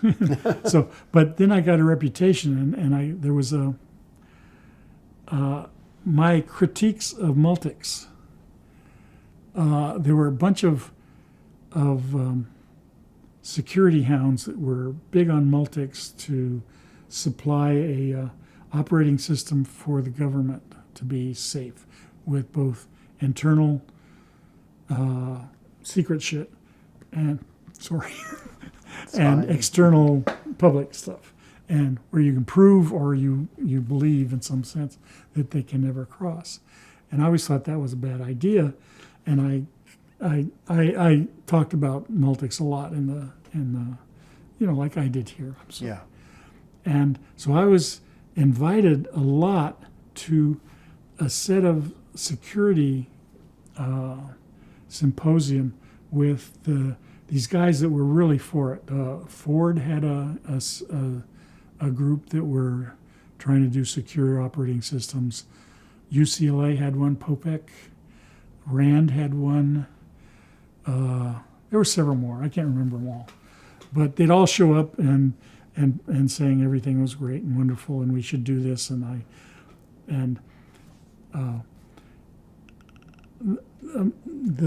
The self-reproducing program that came to my mind at that point. It was years in the past, but it came to mind, and I described it to them, and it's kind of shocking. But anyway, so I never got invited back to most of those because I was just down on it. I says, "You don't do this. This is wrong. You can't do this." And so anyway, that's where my security kind of thing went on, and I guess it came from this paper. But before that,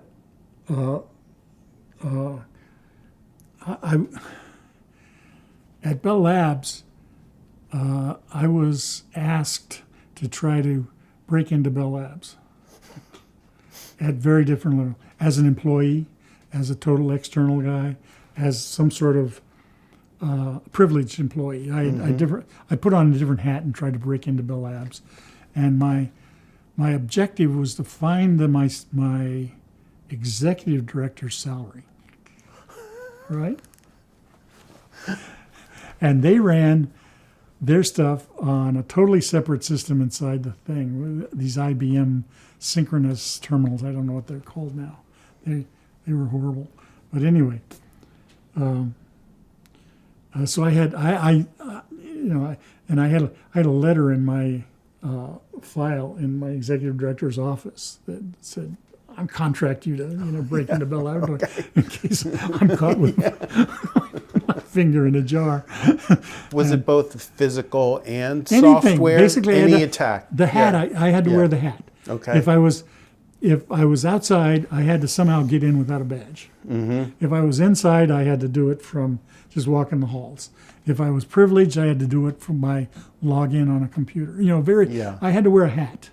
And at the hat, I tried to do the best thing I could do. And we also, in the Unix room, we used to pick locks a lot and steal things. And do you know the story about? I'll tell you the story. The security department, this means physical security department at Bell Laboratories, have a parking problem. There's thousands of parking places, enough for everybody. But the near ones, people would double park or park in no parking places where loading and stuff like that. And so they went out and got 4 locks. What do you call it? Keys? The boots. Boots, the word, boots. They found 4 boots. They bought 4 boots, and they started putting them on cars. But, the guards didn't know how to put them on. And they put them around the brake line, so if you ever tried to leave with them, they'd rip your brakes out. Little things like that. And so one of the secretaries came in, forgot something, came in and ran upstairs to get something, ran downstairs, was not more than 2 minutes, right? And went out, and her car, illegally parked, was booted, right at the entrance door. And so she came up, and we went down there and we picked the lock and stole the boot. And after that, slowly we picked up all 4 boots. And we hid them under the raised floor of the Unix room, right? And the head of security came around and pleaded with us, we won't pick on your secretaries if you give us back our boots. So we gave him the 4 boots. And Have you continued with that security interest at all? I've been retired. I haven't done anything. But I was tasked in Google while I was working there as a real employee as opposed to a virtual employee now, with reading the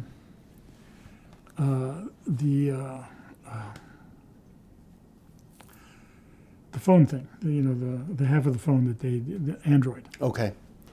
And for security purposes. And I found some things, and I didn't. But I thought it was a bad idea because they split the DSP into 2 halves, and one half runs the phones, the wire, the waves, in a way that that makes you can't just destroy everything around you, right? And one runs the phone system, but it has all the the Wi-Fi and all that crap on it. And I thought that it could never be bug-free. And it was asking to be hacked where somebody would own all the phones in the world, And so I found a couple of specific problems, but by and large, it was very well done. But I said I don't like it just because of the potential. It's just too scary. Maybe I'm just too conservative or something. Anyway, they were in a position, and they were right, that they got to do it or they're going to be out of the market, right? Right. And they had to do it. They did it. So but there are more phone systems like that, and God, they got to be careful. It's so hard to write something correctly. Yeah, it's daunting. Well, if I could, I wanted to. I kind of wanted to talk to you a little bit about chess now, if that would be okay. Sure. You talked a lot about your history with chess in the previous interview for the Computer History Museum, but there were just a couple of things that I wanted to touch on for this interview, if I could. And one was, just how early on you wrote a chess program for Unix. I wrote it. There was the early ACM at their major conference every year had on the side chess tournament, computer chess tournament. And there was a group of people that would organize it. Monty Newborn was the major one. He was a professor in Columbia at the time. And I read about it. I'm not sure how I learned about it. Probably going to an ACM tournament. But I called him up and said, I got some ideas on chess. What should I do? He said, write a program, submit it. And so I wrote a program, and then we played each other by phone from Columbia to Bell Labs. And then I took it to the ACM. So that was the year, probably 72. Okay. I think it was the 73 tournament that I first competed in. It was a pure software program. And I came middle of the pack, middle of the road, exactly middle. And then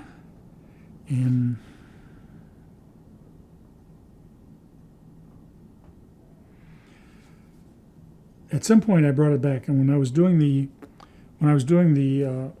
end game stuff, the table-based stuff, I found a piece of hardware that I would like to build that would speed up this conversion from position number to actual position, back and forth. And so I scribbled down this piece of hardware, and Joe Condon actually built it for me. And then after a while, I figured, well, I can actually use this for chess. So I wrote a software-hardware combination chess machine and it was in the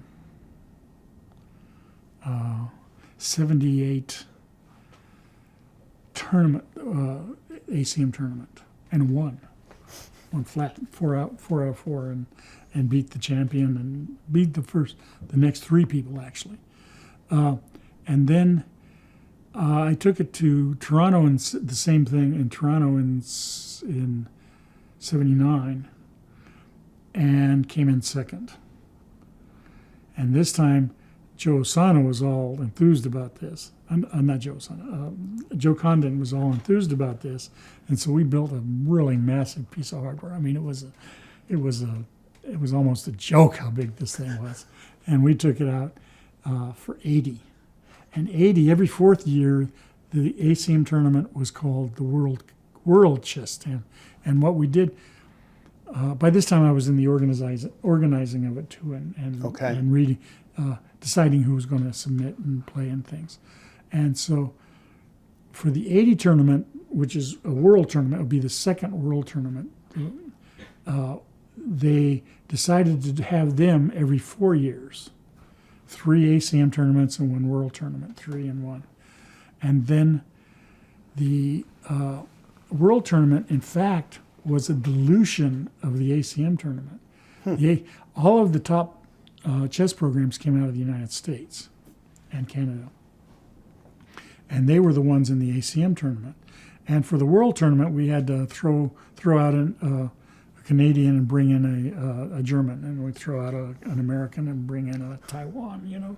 And that was in fact a dilution. The world tournament was in fact a dilution. So it stomped in the 80 world tournament. And then it won 6 or 8 times. And then Throughout the 80s, right? Throughout the 80s, Yeah. yes. And so that's how I got into it. That I wrote a pure software program that never got out. It was distributed with the first Unix, and because it was written in C, and then it was the one that went to Atlanta in '73, and then after that there were hardware combinations. Well, I wanted to just ask about, there's been this long history of sort of AI research and computer chess. And I wondered how you saw, yourself fitting into that. Were you reading that literature? Oh, yeah. Was it a resource for you? Did you see what you were doing as artificial intelligence?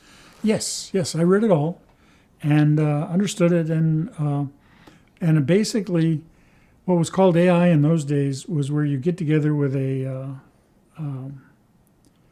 master level chess player, and he says, "Look for these patterns," and they just put those patterns in. And they tried to look deeper by not looking at as many things, and it was always a mistake. It was always a mistake. I've never saw one that could last a tournament, much less a game, without playing well and then getting slaughtered. It was just, like I said before, it's never having to say you're sorry if you look at all the possibilities. And computers were expanding at an exponential, and so that they could look at more and more of the chess moves deeper, because that's an exponential. So the combination of the two exponentials mean every 5 years you could look at one more ply, and it got to where they were very good, very, very good. And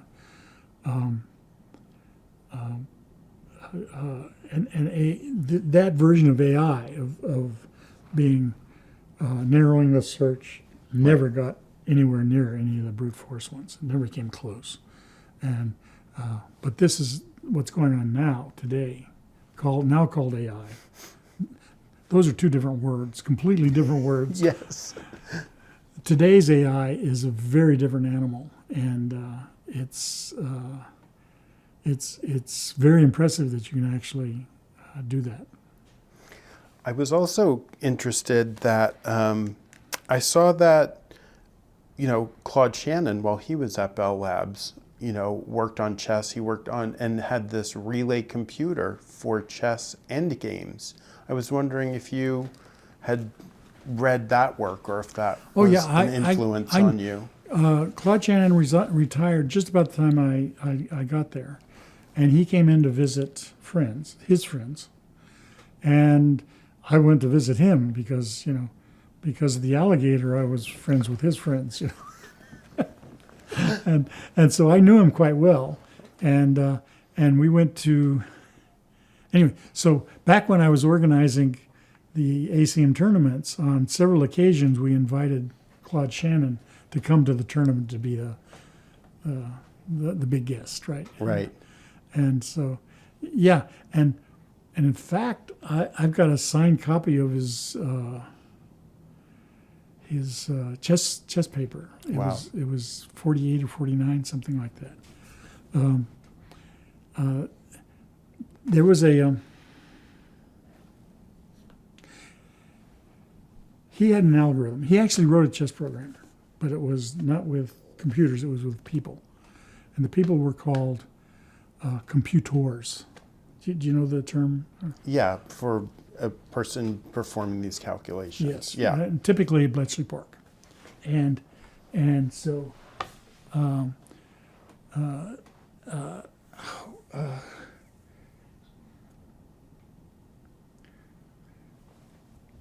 I'm sorry, it's Turing had the computers.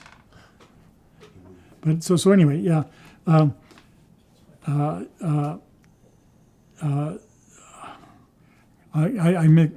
mixed up the two things, Yeah. and I apologize. So I go ahead and ask your question. I'll try to answer it really. No, it was just. So did Shannon's interest in endgames? Did that relate? I'll be honest, at all I to didn't know your Shannon stuff? did endgames. I didn't know he did a relay computer.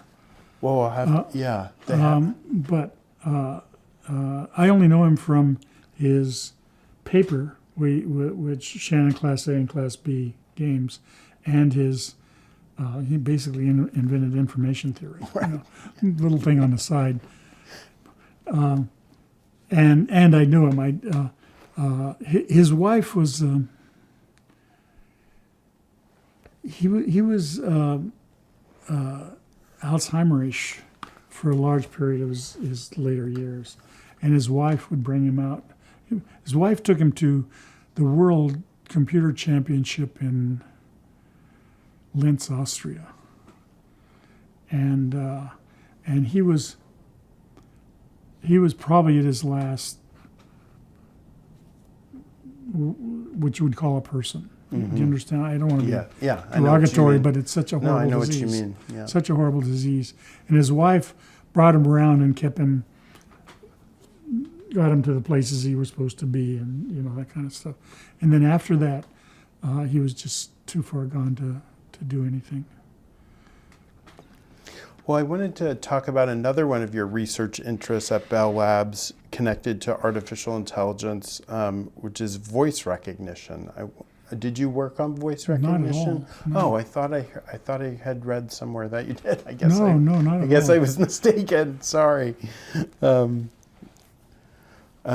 we did voice synthesis. Maybe that's where I got confused. Yeah.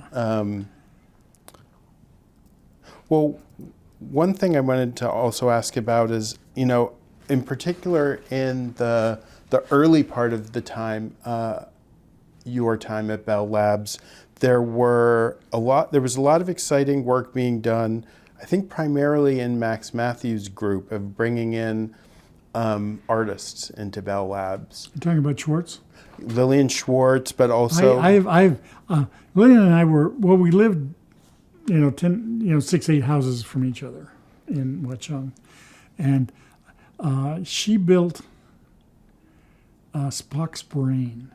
In Star Trek, there was an episode where they extracted Spock's brain to run an alien city, right? And of course, Captain Kirk goes in to try to get the brain back, right?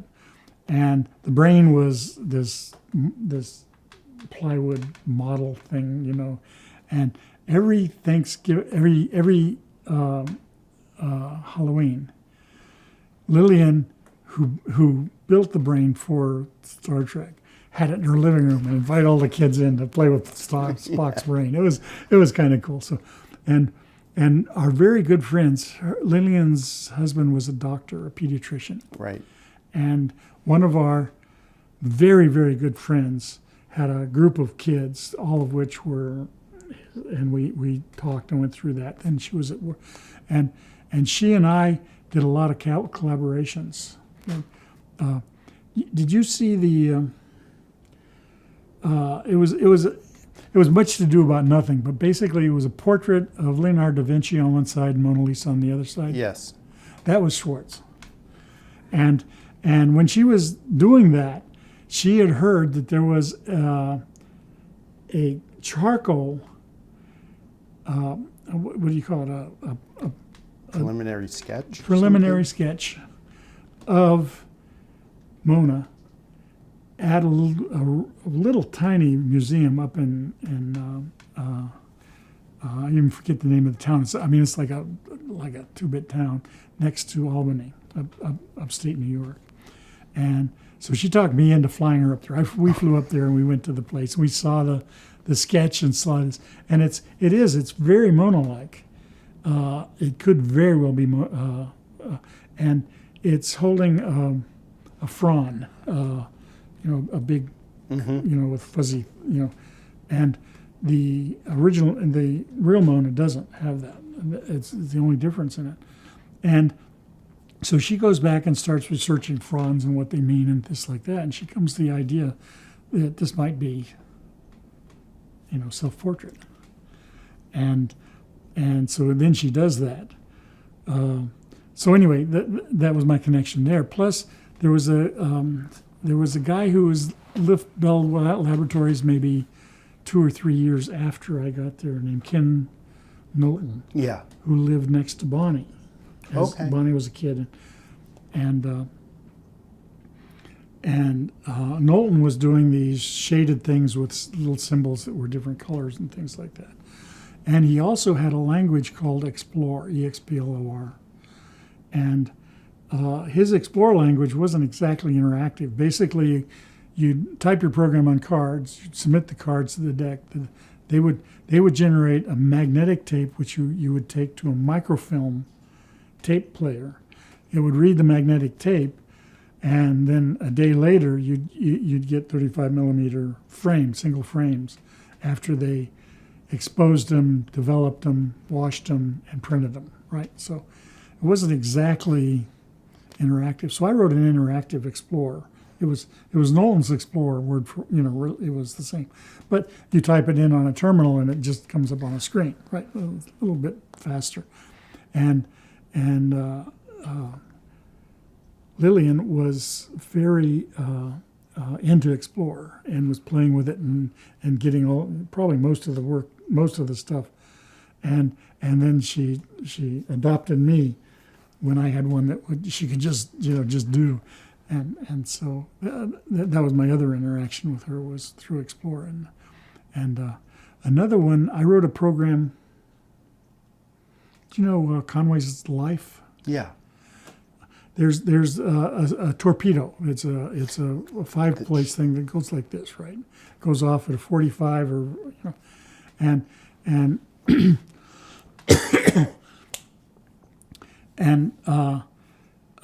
anyway, she fell in love with torpedoes and would take close-up movies. She was like movie buff, made movies, and she'd take screens that were so uptight, so close that you could see the blur on the cathode ray tube on the thing, as this Explorer thing would go by. And she did some of her MoMA work with that. I've seen that imagery in her films. Okay. Yeah. So she put a lot of Explorer imagery and a lot of life. The life was mine, and Explorer was Knowlton's. And she lived close. We were friends until we left. I love if Bell Labs could actually go out and hire somebody like that. What would you like? Oh, I'd like an artist. You're a computer company. No, we want an artist.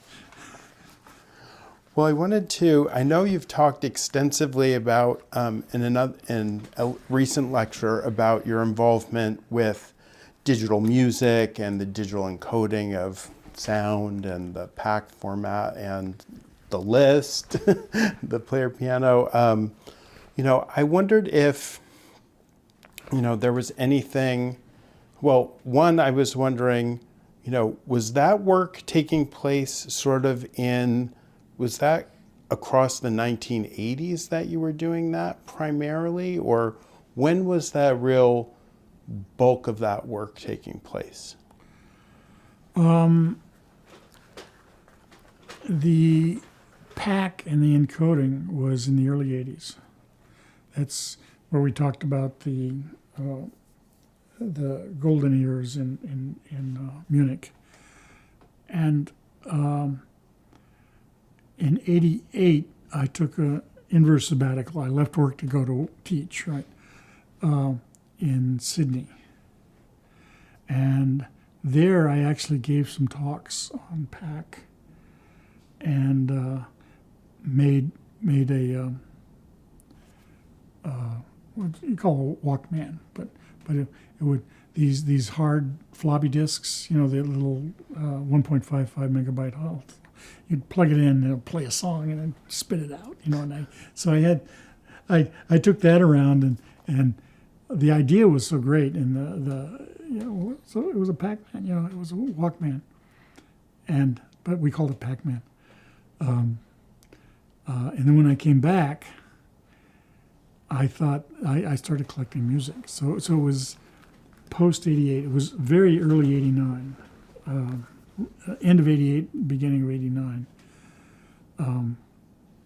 that I started collecting music, and that continued until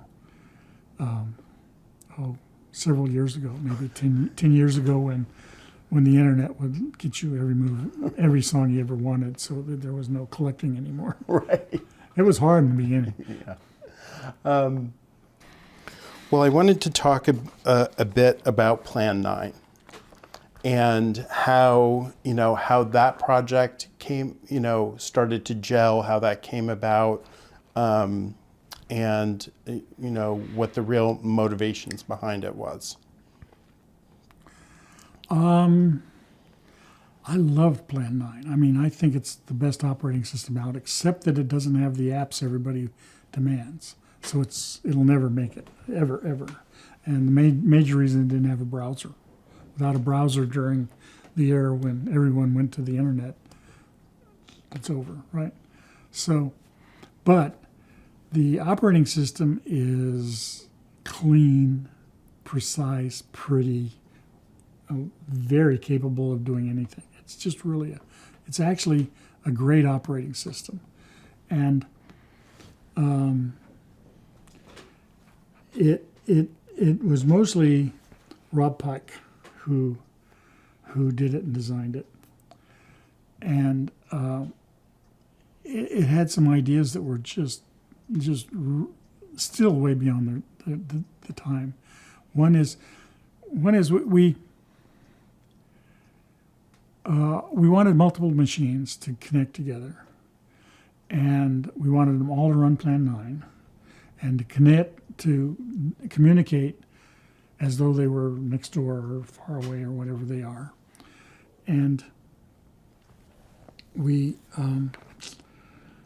at that time, we didn't have fast lines to work, but we all had graphical terminals, which needed flat, not fast by today's standard, but fast by those standards. And so the idea was to build, they were independent of Plan 9, but Plan 9 made it work, is that you have a Plan 9 terminal in your home, and it's old technology and old, all you had to do is draw bits on a screen. It had no software, it did nothing. And so it would be an interface on your terminal and your keyboard and your mouse and whatever you had in your house. And Plan 9 would take it and multiplex it and do whatever it wanted, whatever you set up to do with it.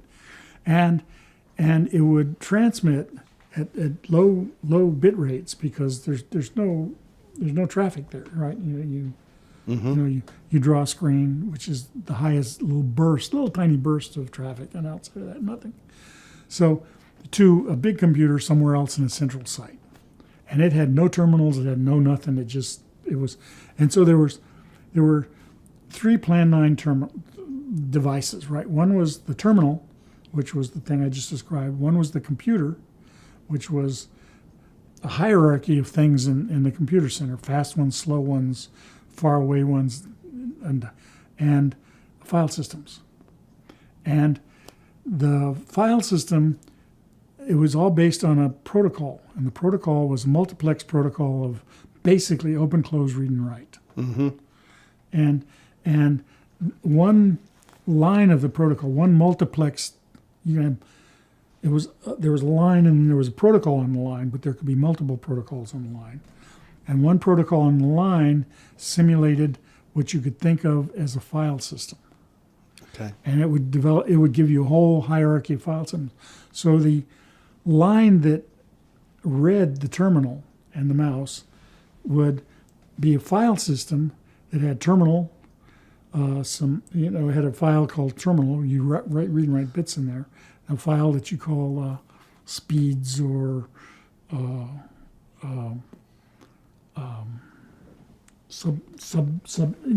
windows, or something like that, and then a mouse, right? And so if you wanted to do a window system, you see, you would give the entire terminal as one of these interfaces to your terminal to a multiplexer that would make windows out of it and use this one. And so each of these now would be a terminal.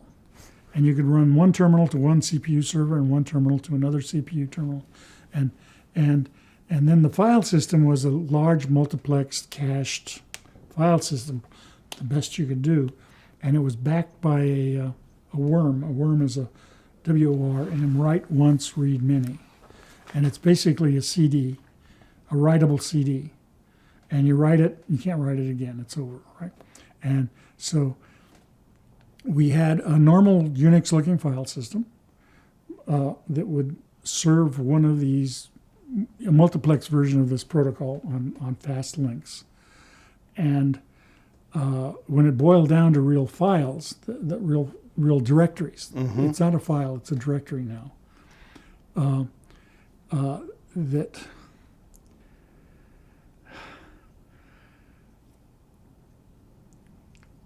it would there was a thing in it called a backup. Yep. And you would say, now I want to back it up, and it would create, of your file system, it would create a hard version of your file system that will be dribbled out to worms, so they'll never change. They're permanent, right? And then it would create a new superuser, a root of the whole file system that had that as its data. And that one, every time you wrote something to a file, it would split it and then keep in disk the file that's been modified, but keep in worm the original. Oh. But now when you said split and make the hard disk, make the backup, it would create a backup version of the old one. So, and it would keep a directory of all the ones you've ever done. So it was very economical in space, and it overlapped all files that you had created. The read-only part of all the files were on worms, and the writable parts were in disk, which you could back up any time by just saying backup. So and then there was a directory that was created when you said backup, which had the date of every backup. That was the name of that file system. And so it generated a whole bunch of very strange commands. The best one was called yesterday. And you'd say, okay, what you could do very easily, and you did all the time, is you're going to start some new project. You say backup, and then you say, oh shit, that doesn't work, and you bring it back, you go back to where it was, and it was the exact instant that you said backup is the whole file system is still there. And then somebody comes in and says there's a bug, right? And you say, well, it came in last week or the day before, it was, years ago. And you go back and you write a little test program that handles the bug, and you walk up yesterday every file system until you find the one that broke, right? With a test program, you test broken, test broken, test broken, test fix. It was broke in that region. So you then take these two regions and compare all the software that changed between those two regions, and that would almost always give it to you. If you didn't do it, you could do a diff. Mm-hmm. You know what I mean? Yep. Of of you could either do a diff of just those two, and it would tell you if the other didn't tell you. But the other thing, the actual yesterday command, would you say you'd pick one file, you say yesterday this file, Yep. and it would go back and tell you when it was modified and what was modified. It would give you diffs every time it changed in the backup system. This historical file system, or whatever we want to call that, it's really so interesting. And what I couldn't grasp is how the size of the backups on the worms how come it didn't balloon in size? It doesn't balloon. It grows exponentially like all file systems. But the people who produces worms also grow exponentially. I'm telling you, it stays. And there's a rule that all file systems are 90% full. That's certainly true of me. Okay, and likewise, all worms are 90%. And a lot of worms are expandable. That they will have racks and racks and racks of disks. Okay. Whatever you're storing them back on. And if you're getting close to out, you put enough in to be 90% full again, right? And then if you run out of the facility, by that time they have a new one with higher density disks and or what, right? And then with Plan 9, because you can keep a pointer to the old one you just put on the shelf, and the new one, you can have them combined because that's just a file system, which is what, they will go together. If you're doing recent disks, they will point at this file system, and if it'll point at this one, which is obsolete hardware. And so it grew with it anyway. So is each backup a full copy? No, just things that modified. Just the differences. Just the blocks. If you write 1 byte, it'll does that block out of a gigabyte file. Got it. All the rest of them are already in the backup. Right. So it's saving all the changes each time. Yes. Okay. That's what I thought was going on. Was that your idea, the historical file system? Yes. Okay. And where was that inspired by something in particular? Or? No, it was inspired with the fact that the way I program, I do massive changes occasionally.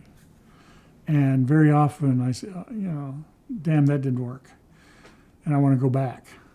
And what I would do now, without that kind of file system, and before, without that kind of file system, I would take whatever I'm thinking of modifying, copy it into a temporary set of directories, files, and then work on the current ones. And then if it was bad, I'd copy them all back. Right. Which is it's a strange way, because the stuff you do now touches lots of stuff. It's not just a little tiny set that you can just copy. Right. It's like you're mostly here, but then you'll change some a library thing or some. I wanted to ask you one other question about Plan 9, is that Rob Pike said something to me which sounded really important, but I wasn't exactly sure how. I think he said, unless I misunderstood what he's saying, that Plan 9 was all text. Yeah. And then that reminded me of, I think, something that Doug wrote about the Unix philosophy or something, that, text streams are the universal interface or something. That's what pipes are. So if we have, just these two things, in Unix with text strings as the universal interface, Plan 9 being all text, is there something profound It really in wasn't there? all text, but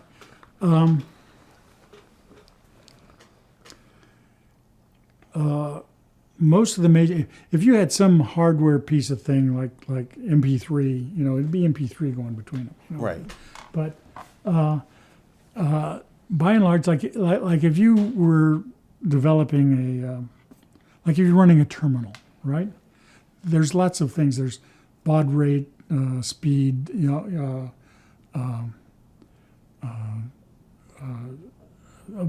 I think stuff. I mean, they have a bunch. Yeah. There are a bunch of things. Or even if you want to emulate an old one, or whether you wanted what's the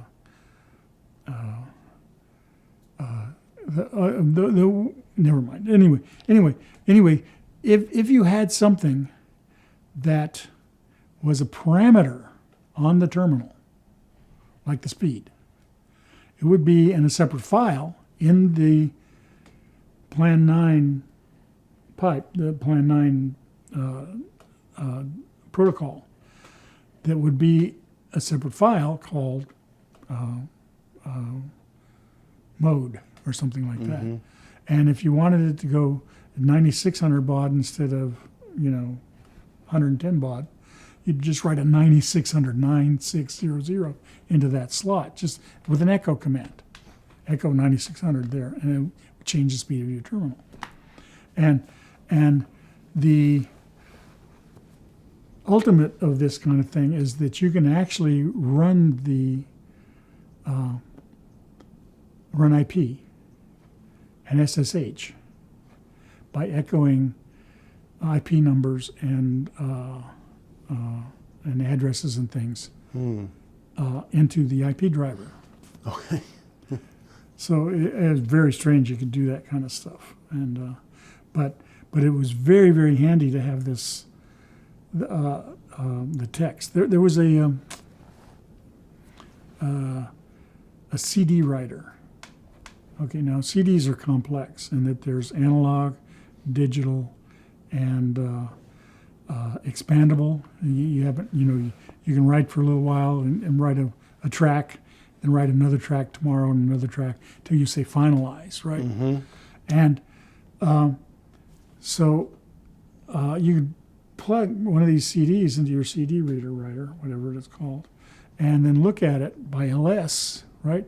And tell you what position it is, which of the tracks are analog, which of the tracks are digital, which of the tracks are, and how many tracks are, and how much space is left. It's just the status of the device. And if you want to back up a new analog disc, or you just copy analog PCM, 16-bit PCM to the next track. There would be track 1, 2, 3, 4, and then next, whatever next, right? And you just copy to that track, and it would write it, and then it'll appear in the status. And then you say finalize, the next would go away. It's a read-only CD. So it just works in every instance, and it becomes just easy to do things like that. Everything becomes way simpler. Is there, and this is a question out of total ignorance, or is that kind of approach, all text approach, is that in any of the common operating systems today? I guess. Not that I know. Okay. Some of them, they will interpret some binary thing. Like you can ask the speed of your terminal and it'll say 9600. That's not what it is. And, it's 5 in the hardware or something. In the Plan 9 project, you guys came up with UTF-8 to solve some problems that you had, which is now, I guess, absolutely predominates how, text is represented, on the web. Could you talk about, what you were doing there? We heard that and got a paper from someplace in Texas where they were submitting a proposal for a standard to have what they called FSS file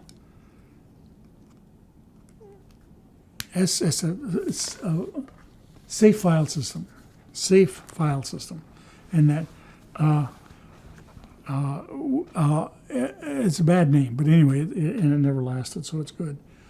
And it was essentially, there were tons of extensions for problems individual people had for bigger file systems. Like there's Latin 1, I ever heard of that? Latin 2, 3, 4, 5, 6. And Cyrillic, which basically taking ASCII, which is 7 bits, using the 8th bit for another 128 characters, and in that you put Cyrillic. So that it makes the Cyrillic people happy, and now the people you don't make happy are the Japanese and the Chinese, and because they want more than 256, they want thousands, and so they used to do these WCHAR, wide characters, and various forms of extensions for them, right? On and on. I mean, and these are proliferating at more than one a week, all these things. And it's a big deal to do that because you got all the characters and all the graphics and all the, it's just a mess. And you got all the software that now is going to be written with those character sets becomes obsolete when they disappear. And so anyway, that's the problem that this was trying to solve is, okay, now another group of people, mostly linguists, gathered together a thing called Unicode. And it is a list of every character by picture in the world. That's their idea, right? And it was supposed to fit in, I forget how many bits, 16 first, and now it's up higher. It's around 24. Because they started bringing in, South American, headhunters and Indian tribes and things like that. So, but it was they had a book, and the book was good, and you can find, as an American, you can find any character you would ever use, even if you're talking to Europe and things. Maybe not if you're talking to Seminoles, but and so this safe file system thing was a proposal to have an encoding that wouldn't be onerous on people who were like in Latin, right? It wouldn't be, that Americans use 7 bits, right? And everybody else uses 32 bits, right? That would be wrong. Microsoft came up with a Unicode RAW that was really horrible, and it suffered, and it was just horrible. And somebody else came up with one like that. But so anyway, this actually solved the problem, and we were in a position where we owned the system, we owned everything, we had the full file system, we could go back and modify anything, and we went through, and it was mostly in 7 bits, and 7 bits was the base of all of these systems. We actually overnight, Rob and I, modified, put in this Texas code, right? But it was horrible in computation. You'd have to do a mod, 2 mods and 2 divides for every character, right? I mean, just horrible computations.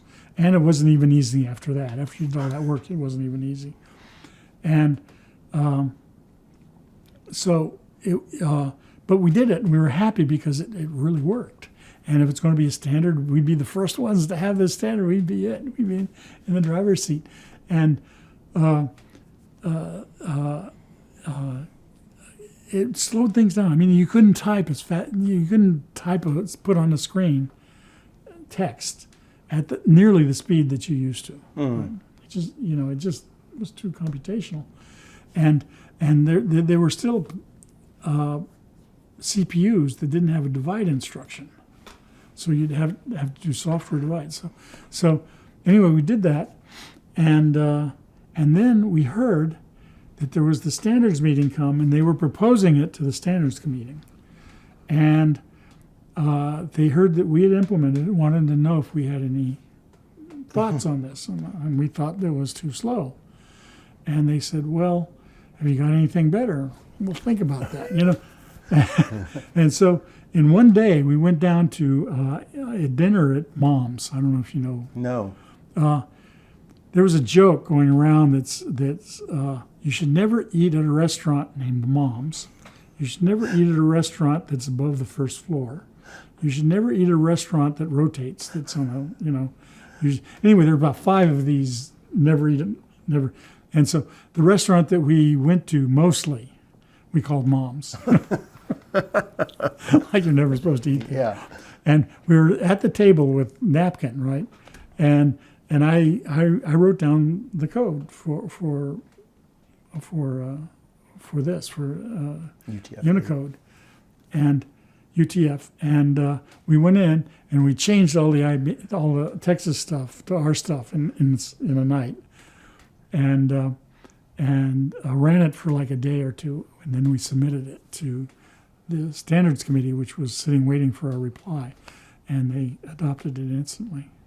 And it solved that speed problem. Yes. It's ands and ors instead of divides and mods. Mm. And it's extensible. If as Unicode gets bigger and bigger and bigger, you can incorporate nearly any size character set. Well, I wanted to talk with you a little bit about. There's so much to talk about in your work after Bell Labs, but I thought maybe we could just sketch out some of that trajectory if we could. I understand that you, along with a lot of other people, left the labs around 2000. 2000, yes. Because they were offering people. I was waiting. I've been waiting for 3 years for a buyout, but it never came, so I left with them. Okay. Without a buyout. Oh, really? Yeah. And was this just because of the problems happening from the breakup of the Bell system? Yes, definitely. It had changed. It was really different. Really you had different. to justify what you were doing, which is way above my pay grade. Well, at that time, you went to Intrasphere, is that? Yes, we created Intrasphere. Created it. Could you talk, you were there for about 6 years, as I understand it. Yeah, I think so. Could you talk about what the company was trying to do? It was a last mile company, fiber to the homes. It centered around a fiber protocol called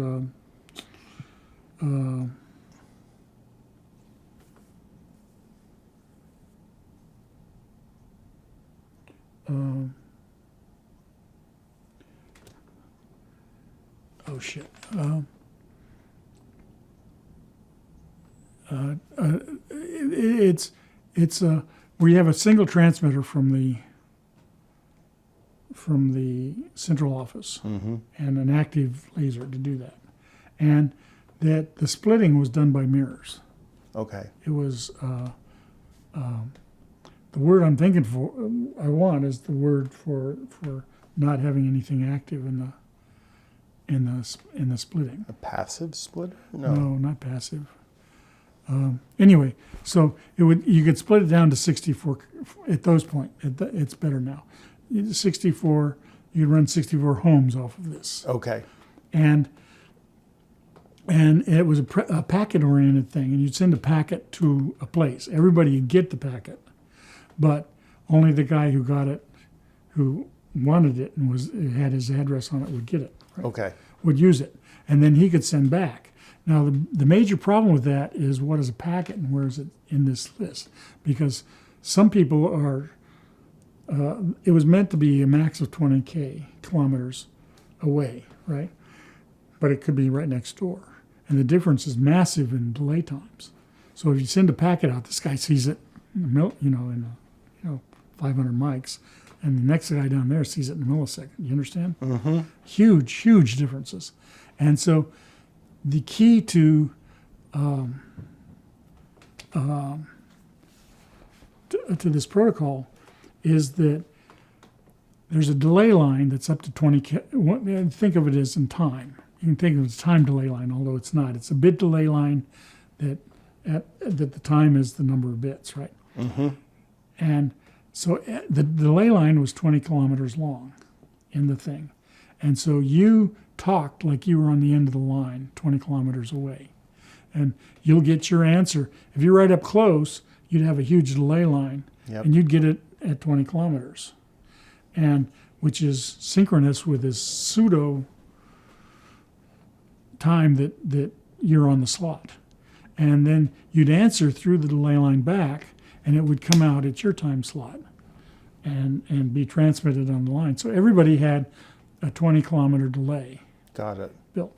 And it just ran perfectly. You had to have like only one bit of slop between all the users. That one packet and another packet had one bit in the middle. And you could visualize the packet going doot doot doot doot doot, and the other guy going doot, and they go like boom, like this. They wouldn't touch each other. So it was beautiful. And when you wanted to bring somebody else on, which was a rare event because this is a used protocol by everybody on it, every now and then you would leave a big gap, real 20-kilometer gap, right? And say, anybody want to sign on? And they'd come back, and then you'd measure where they came back in real time, not pseudo time, and then give them a delay line length to operate through. And so anyway, we actually did that. We marketed it. We had a couple of customers, most of the local telephone things, and we were having a bad trouble selling it to the big guys, Pac Bell, these kind of guys. And so we decided to sell out. So we sold to Alcatel, French company anyway. Yep. Some French company. Ericsson, sorry. Swedish. Okay, We sold to Ericsson. And Ericsson took it, upgraded it once or twice, held it for many years, not many, but a few, and distributed in Spain, and they were a big deal. Spain and China, Hong Kong, which was a separate place in those days. Yeah. Anyway, they did it, and then they got rid of it, and we had a competitor called Calyx, who's still in existence now, and we thought we killed them, because but they lived and we didn't, and then Ericsson sold to Calyx, and Sea Ranch has a Calyx product to fiber to every one of these homes has fiber to it, and we got a thing, and I talked to Calyx, and they won't talk to me about what the protocol is. They won't say anything, but I go and I look in the box, right? And I swear it's our design. Oh, really? Yes. Oh my gosh, that's amazing. Well, so did you leave around the time of the Ericsson purchase? Yes, exactly at that time. Basically, the purchase was done. Okay. And Ericsson, they were signing contracts. And the Ericsson side of the contract was, there was a huge amount of money. I mean, like $15 million. This is for people. This is not for equipment or anything. This is, paycheck money that will be distributed after 5 years to everybody who was original, who stayed the whole 5 years. If and only if you keep 80% of what they called the important people. And so I resigned just before the signing of that, so I wasn't an important person. Do you understand? Oh yeah. So you wouldn't mess things up. I wouldn't screw up the possibility of that. And so anyway, so it was simultaneous, but not really. Okay. Not really. Because you knew you wouldn't want to stay there for 5 years. And Google had been after me for, like friends like Rob was there and Prezado was there and, all these really good people. The boss who was, the guy who was the head of Intrasphere, Bill Corin, was my director at Bell Labs. Right. And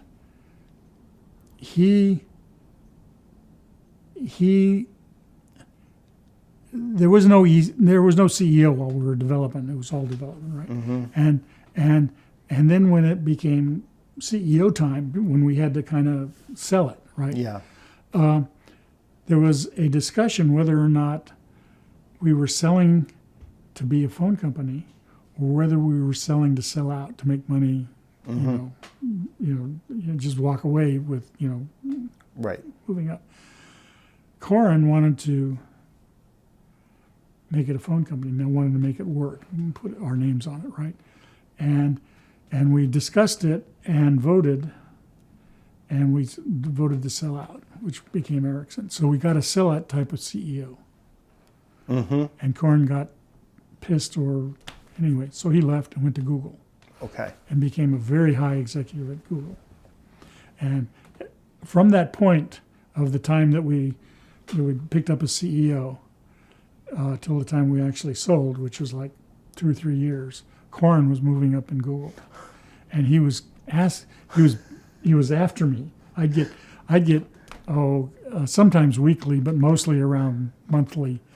You ready to move yet?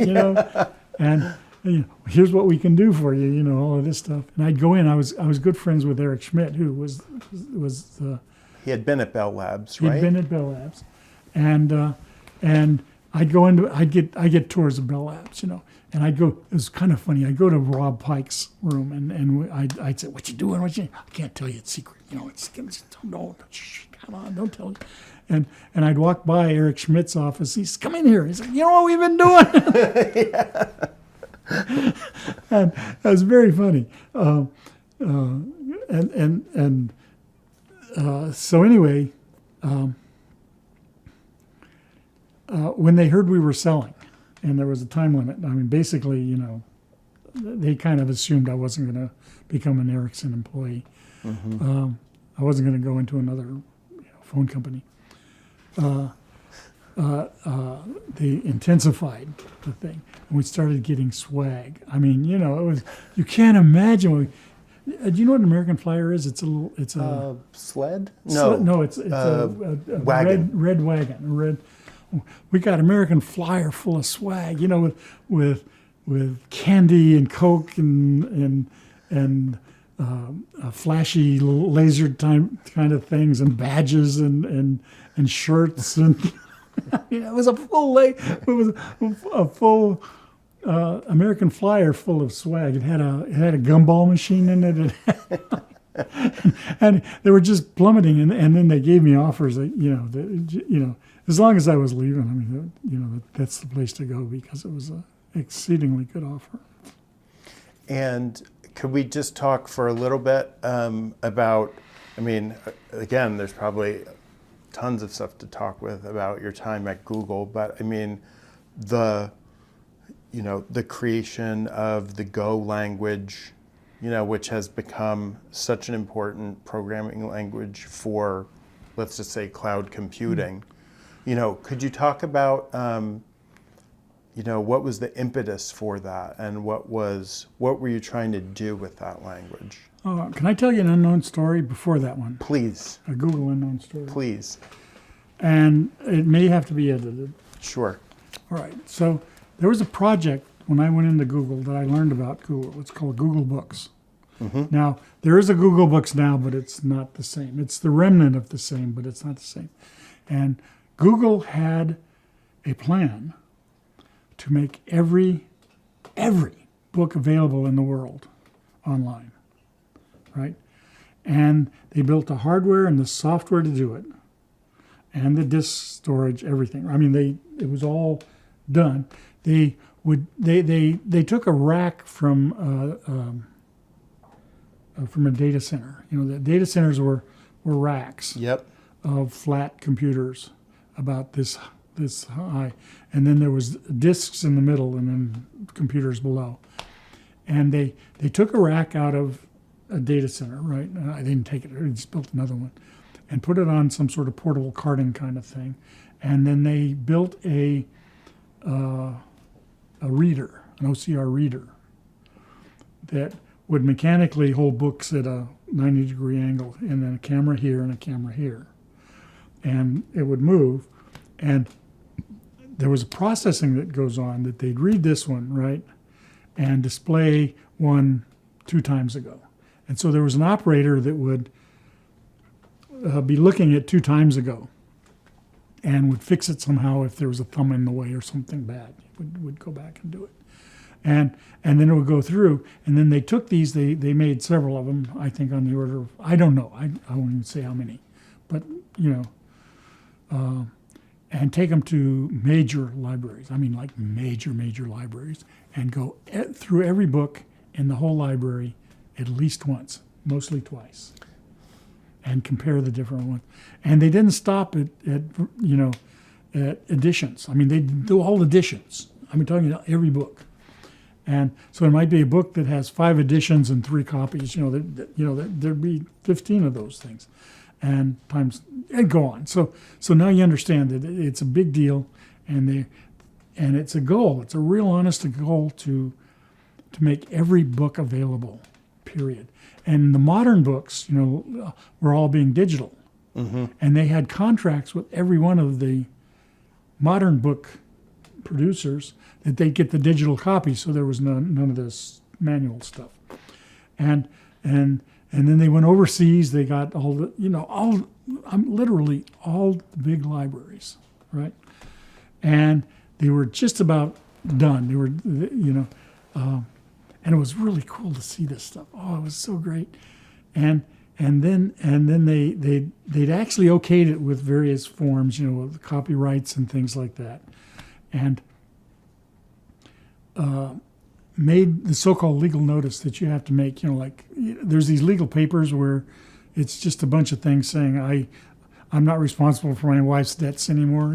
Those kind of things. Where you have to announce something, right? And they went to every legal. I saw the budget for just the legal notices. It was, I won't even tell you. So saying that from now on we're going to do this project, and it's going to make every book available. And do you know what ASCAP and BMI are? Yeah, they're these rights management agencies. Right. Yeah, and they set up an independent. They didn't want to be told that they're stealing all the books in the world. They set up an ASCAP-like thing, and we're selling shares in it, and we're inviting all the big companies to buy into ASCAP. I'll call it ASCAP. That's not the word. And so they an arm's length. They weren't going to control it at all, right? So it goes on like this, and then they go on, and then suddenly you get. Now this is where it gets kind of tricky. They get a complaint from some minor author in France about some unknown work, right? Saying, I have a copyright on this, and I don't want you to steal my copyright, right? And so it turns into a lawsuit, and another one shows up, and another one shows up, and another one shows up, and it becomes such a hassle. And it turns out now that some major U.S. manufacturing company has paid every one of these people to make this lawsuit, and it brought the whole thing down. A publisher? No. Oh. Somebody who would like to have that corpus of work in their own building. System. Yeah. And it destroyed it. It was gone. And I was into it, and I helped, and I worked hard on it, and it was my first project in Google, and I believed in it. I thought it was the best thing ever done. You could just go on a computer and read any book, literally any book, and so what it turned out to be that they made a date, which is 100 years, I think, where all copyrights in all places are gone, and that even if the owner of the copyright had died and gave it to his daughter or gave it to, that it was gone, that the copyrights were gone. And they now, Google, will give you their corpus, let you get at their corpus 100 years back. Okay, before that. Yeah. With some sort of, I don't know, empirical guarantee that it's out of copyright by now, right? But everything forward to that, and they just haven't got the time or the effort or the desire to chase down any copyright in the last 100 years for for writes. It's so much easier just to, and that's the way it is now. But if you type in something strange from a new book, right? A new meaning, 100 years, it will give you a little piece of it, and with a quote in it, right? If you quote it right, and then if you go in, they'll say, sorry, that book's out of print, or something like that, whatever it is, right? But they got the data. Yeah. Yeah. And so what you can do is look at the beginning of the quote and type it, and it will give you that as the middle, right? And the beginning of that'll give you that, and the beginning of that. Yeah. So anyway, you could. I didn't do it, but you could write a program that would suck a book. But I suspect that they know that too, and would prevent it somehow. That you couldn't ask for more than a couple of clippets from the same book, and they might give you some other books besides. So anyway, that's was that a couple years effort for you, or yeah. Okay. And then I worked on Android for a little bit. We on talked security. about that. And then the way Go came about is that I went to a talk at Google, and it was the Google representative for the ANSI standard for C++. And he'd just come back from a standards meeting and described the new stuff. And the new stuff, in my opinion, was bigger than the language, right? And it was, I didn't understand most of it. It was forms of pointers that meant some other thing besides pointer. It's the data, but it had notions on the data or something. I told you I didn't understand it. And it goes on and on and on.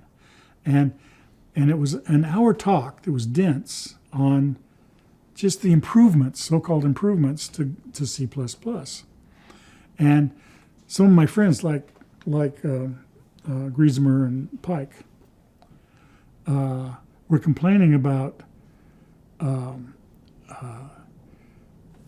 in Google, there's one repository of source, and you can reference it by library from any source that you go in. So you can write a 10-line program and have a 5 million line compilation on your hands, right? And more than that, some of these things, like the simplest libc or something like that,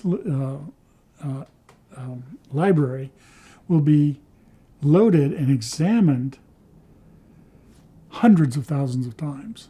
Wow. So you'd have gigalines of codes coming in on every compilation. Now a lot of that was attacked and fixed, where they would keep track. The compiler would keep track of what was seen and just not open it or look at it. Right? It was like a cache version of, don't look at this. You've already seen it. And for all the libraries that have these so-called if-defs at the beginning to keep it from being done twice, but it would call on them hundreds of thousands. I mean, the staggering. And then they had a big chunk of the Google Data Center. They had hundreds of CPUs doing a compilation for you, right? And then now things just got worse and worse and worse, and those were getting large. You'd wait 15 minutes with 100 computers, compiling a 10-line program, and so that was Rob's big. But Rob was much more into Google software than I was. And that was Rob's big. That it was just horribly complex as it was, and so the three of us got in an office and said, what are we going to do about it? I said, let's write a language. So we wrote a language, and that was it. And it was a very good combination of Rob understood the problems at Google. I'd had language and compilations history, and Griesemer was a Swiss jack of all languages. He knew every piece of every language theoretically, in existence. It was just a good combination. And he'd say, "Oh, that's like some obscure language, and you have to run off and try to find a manual for it and see what it was like." And so we built this language with the idea that we all had to agree on features. That no feature went in because I want that feature. That's not good enough. Mm-hmm. And it came out nice and clean. And then I left. It was basically a very good language when I left, but it was unknown and unused. And then it went open source, and a huge open source community picked it up and loved it and went through it. And then at Google, again after I left, some of the follow-on guys wrote a set of libraries that are just great. They're just magnificent. And now I write in Google and Go almost exclusively, and almost exclusively I use nothing but the standard libraries for anything. They're great. They're just good. So it works both for doing this, writing programs for these huge, large-scale distributed environments, and also for something much more local that you're working on. Yes. It has that flexibility. Yes, it does. It's very much like C. C does that. Okay. And is there a key difference that you see? The key difference is that it's simple. Anybody can learn it in an hour. There's websites that, and by the end you think you know it. You then may have to go back to reference manuals to get it exact. And there's a window that comes up, which is your version of a terminal with CL running, and you type it, and it's fast enough that you type a program, and as you're typing it, it's running it, and gives you the answer. Wow. And so when you're done, the answer is sitting down here that you asked for, right? And it. So anyway. Yeah, I love the language. I really do. I think the Plan 9 and Go would be such a combination. It would just be outstanding if you could put a browser on it. I mean, that doesn't sound like an insurmountable. Well, probably not. But anyway, they've gone on, and now there's a really big mega lines of GitHub, and I pulled a couple of those out and used them. There's an astronomy one that I use, and there's a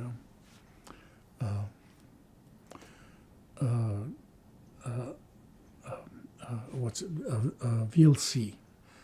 Oh, the media players? Yeah, VLC runs off a library. And the library is called VLC Lib.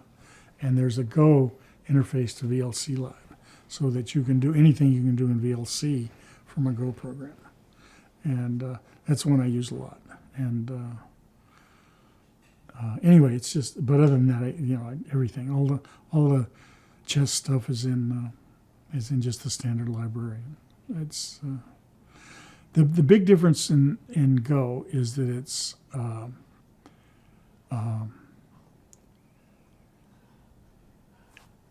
you handle the data. The data is you actually construct what the data is.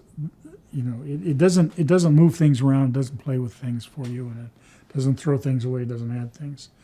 Your data structures are your data structures. It's safe. Those they're completely safe. There's a notion of local and global. There's not an intermediate or a hybrid notion. There's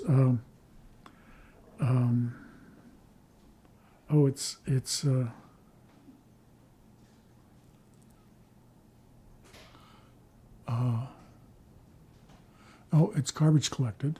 Big deal. Big deal. Never worry about that. There's no thing in space.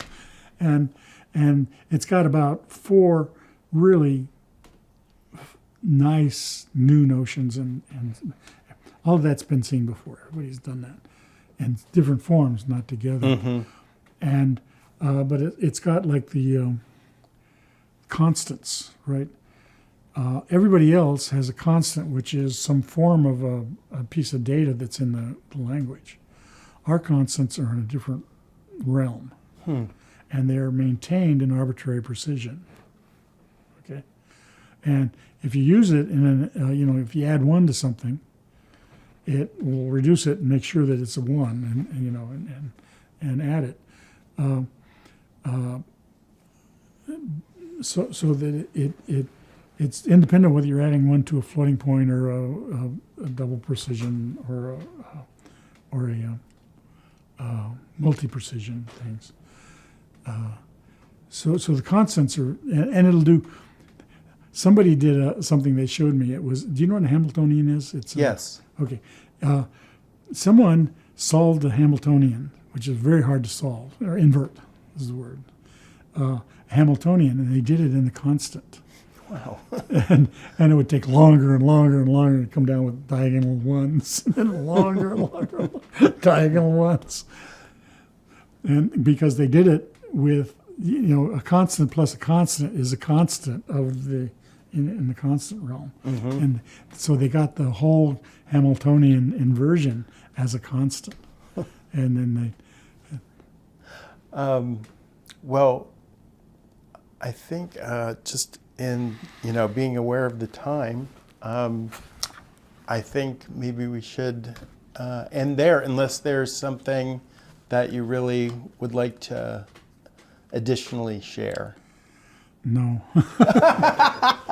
Well, thank you so much for doing this, Ken. It's been amazing. So thank you very much. No, thank you for coming. Yeah.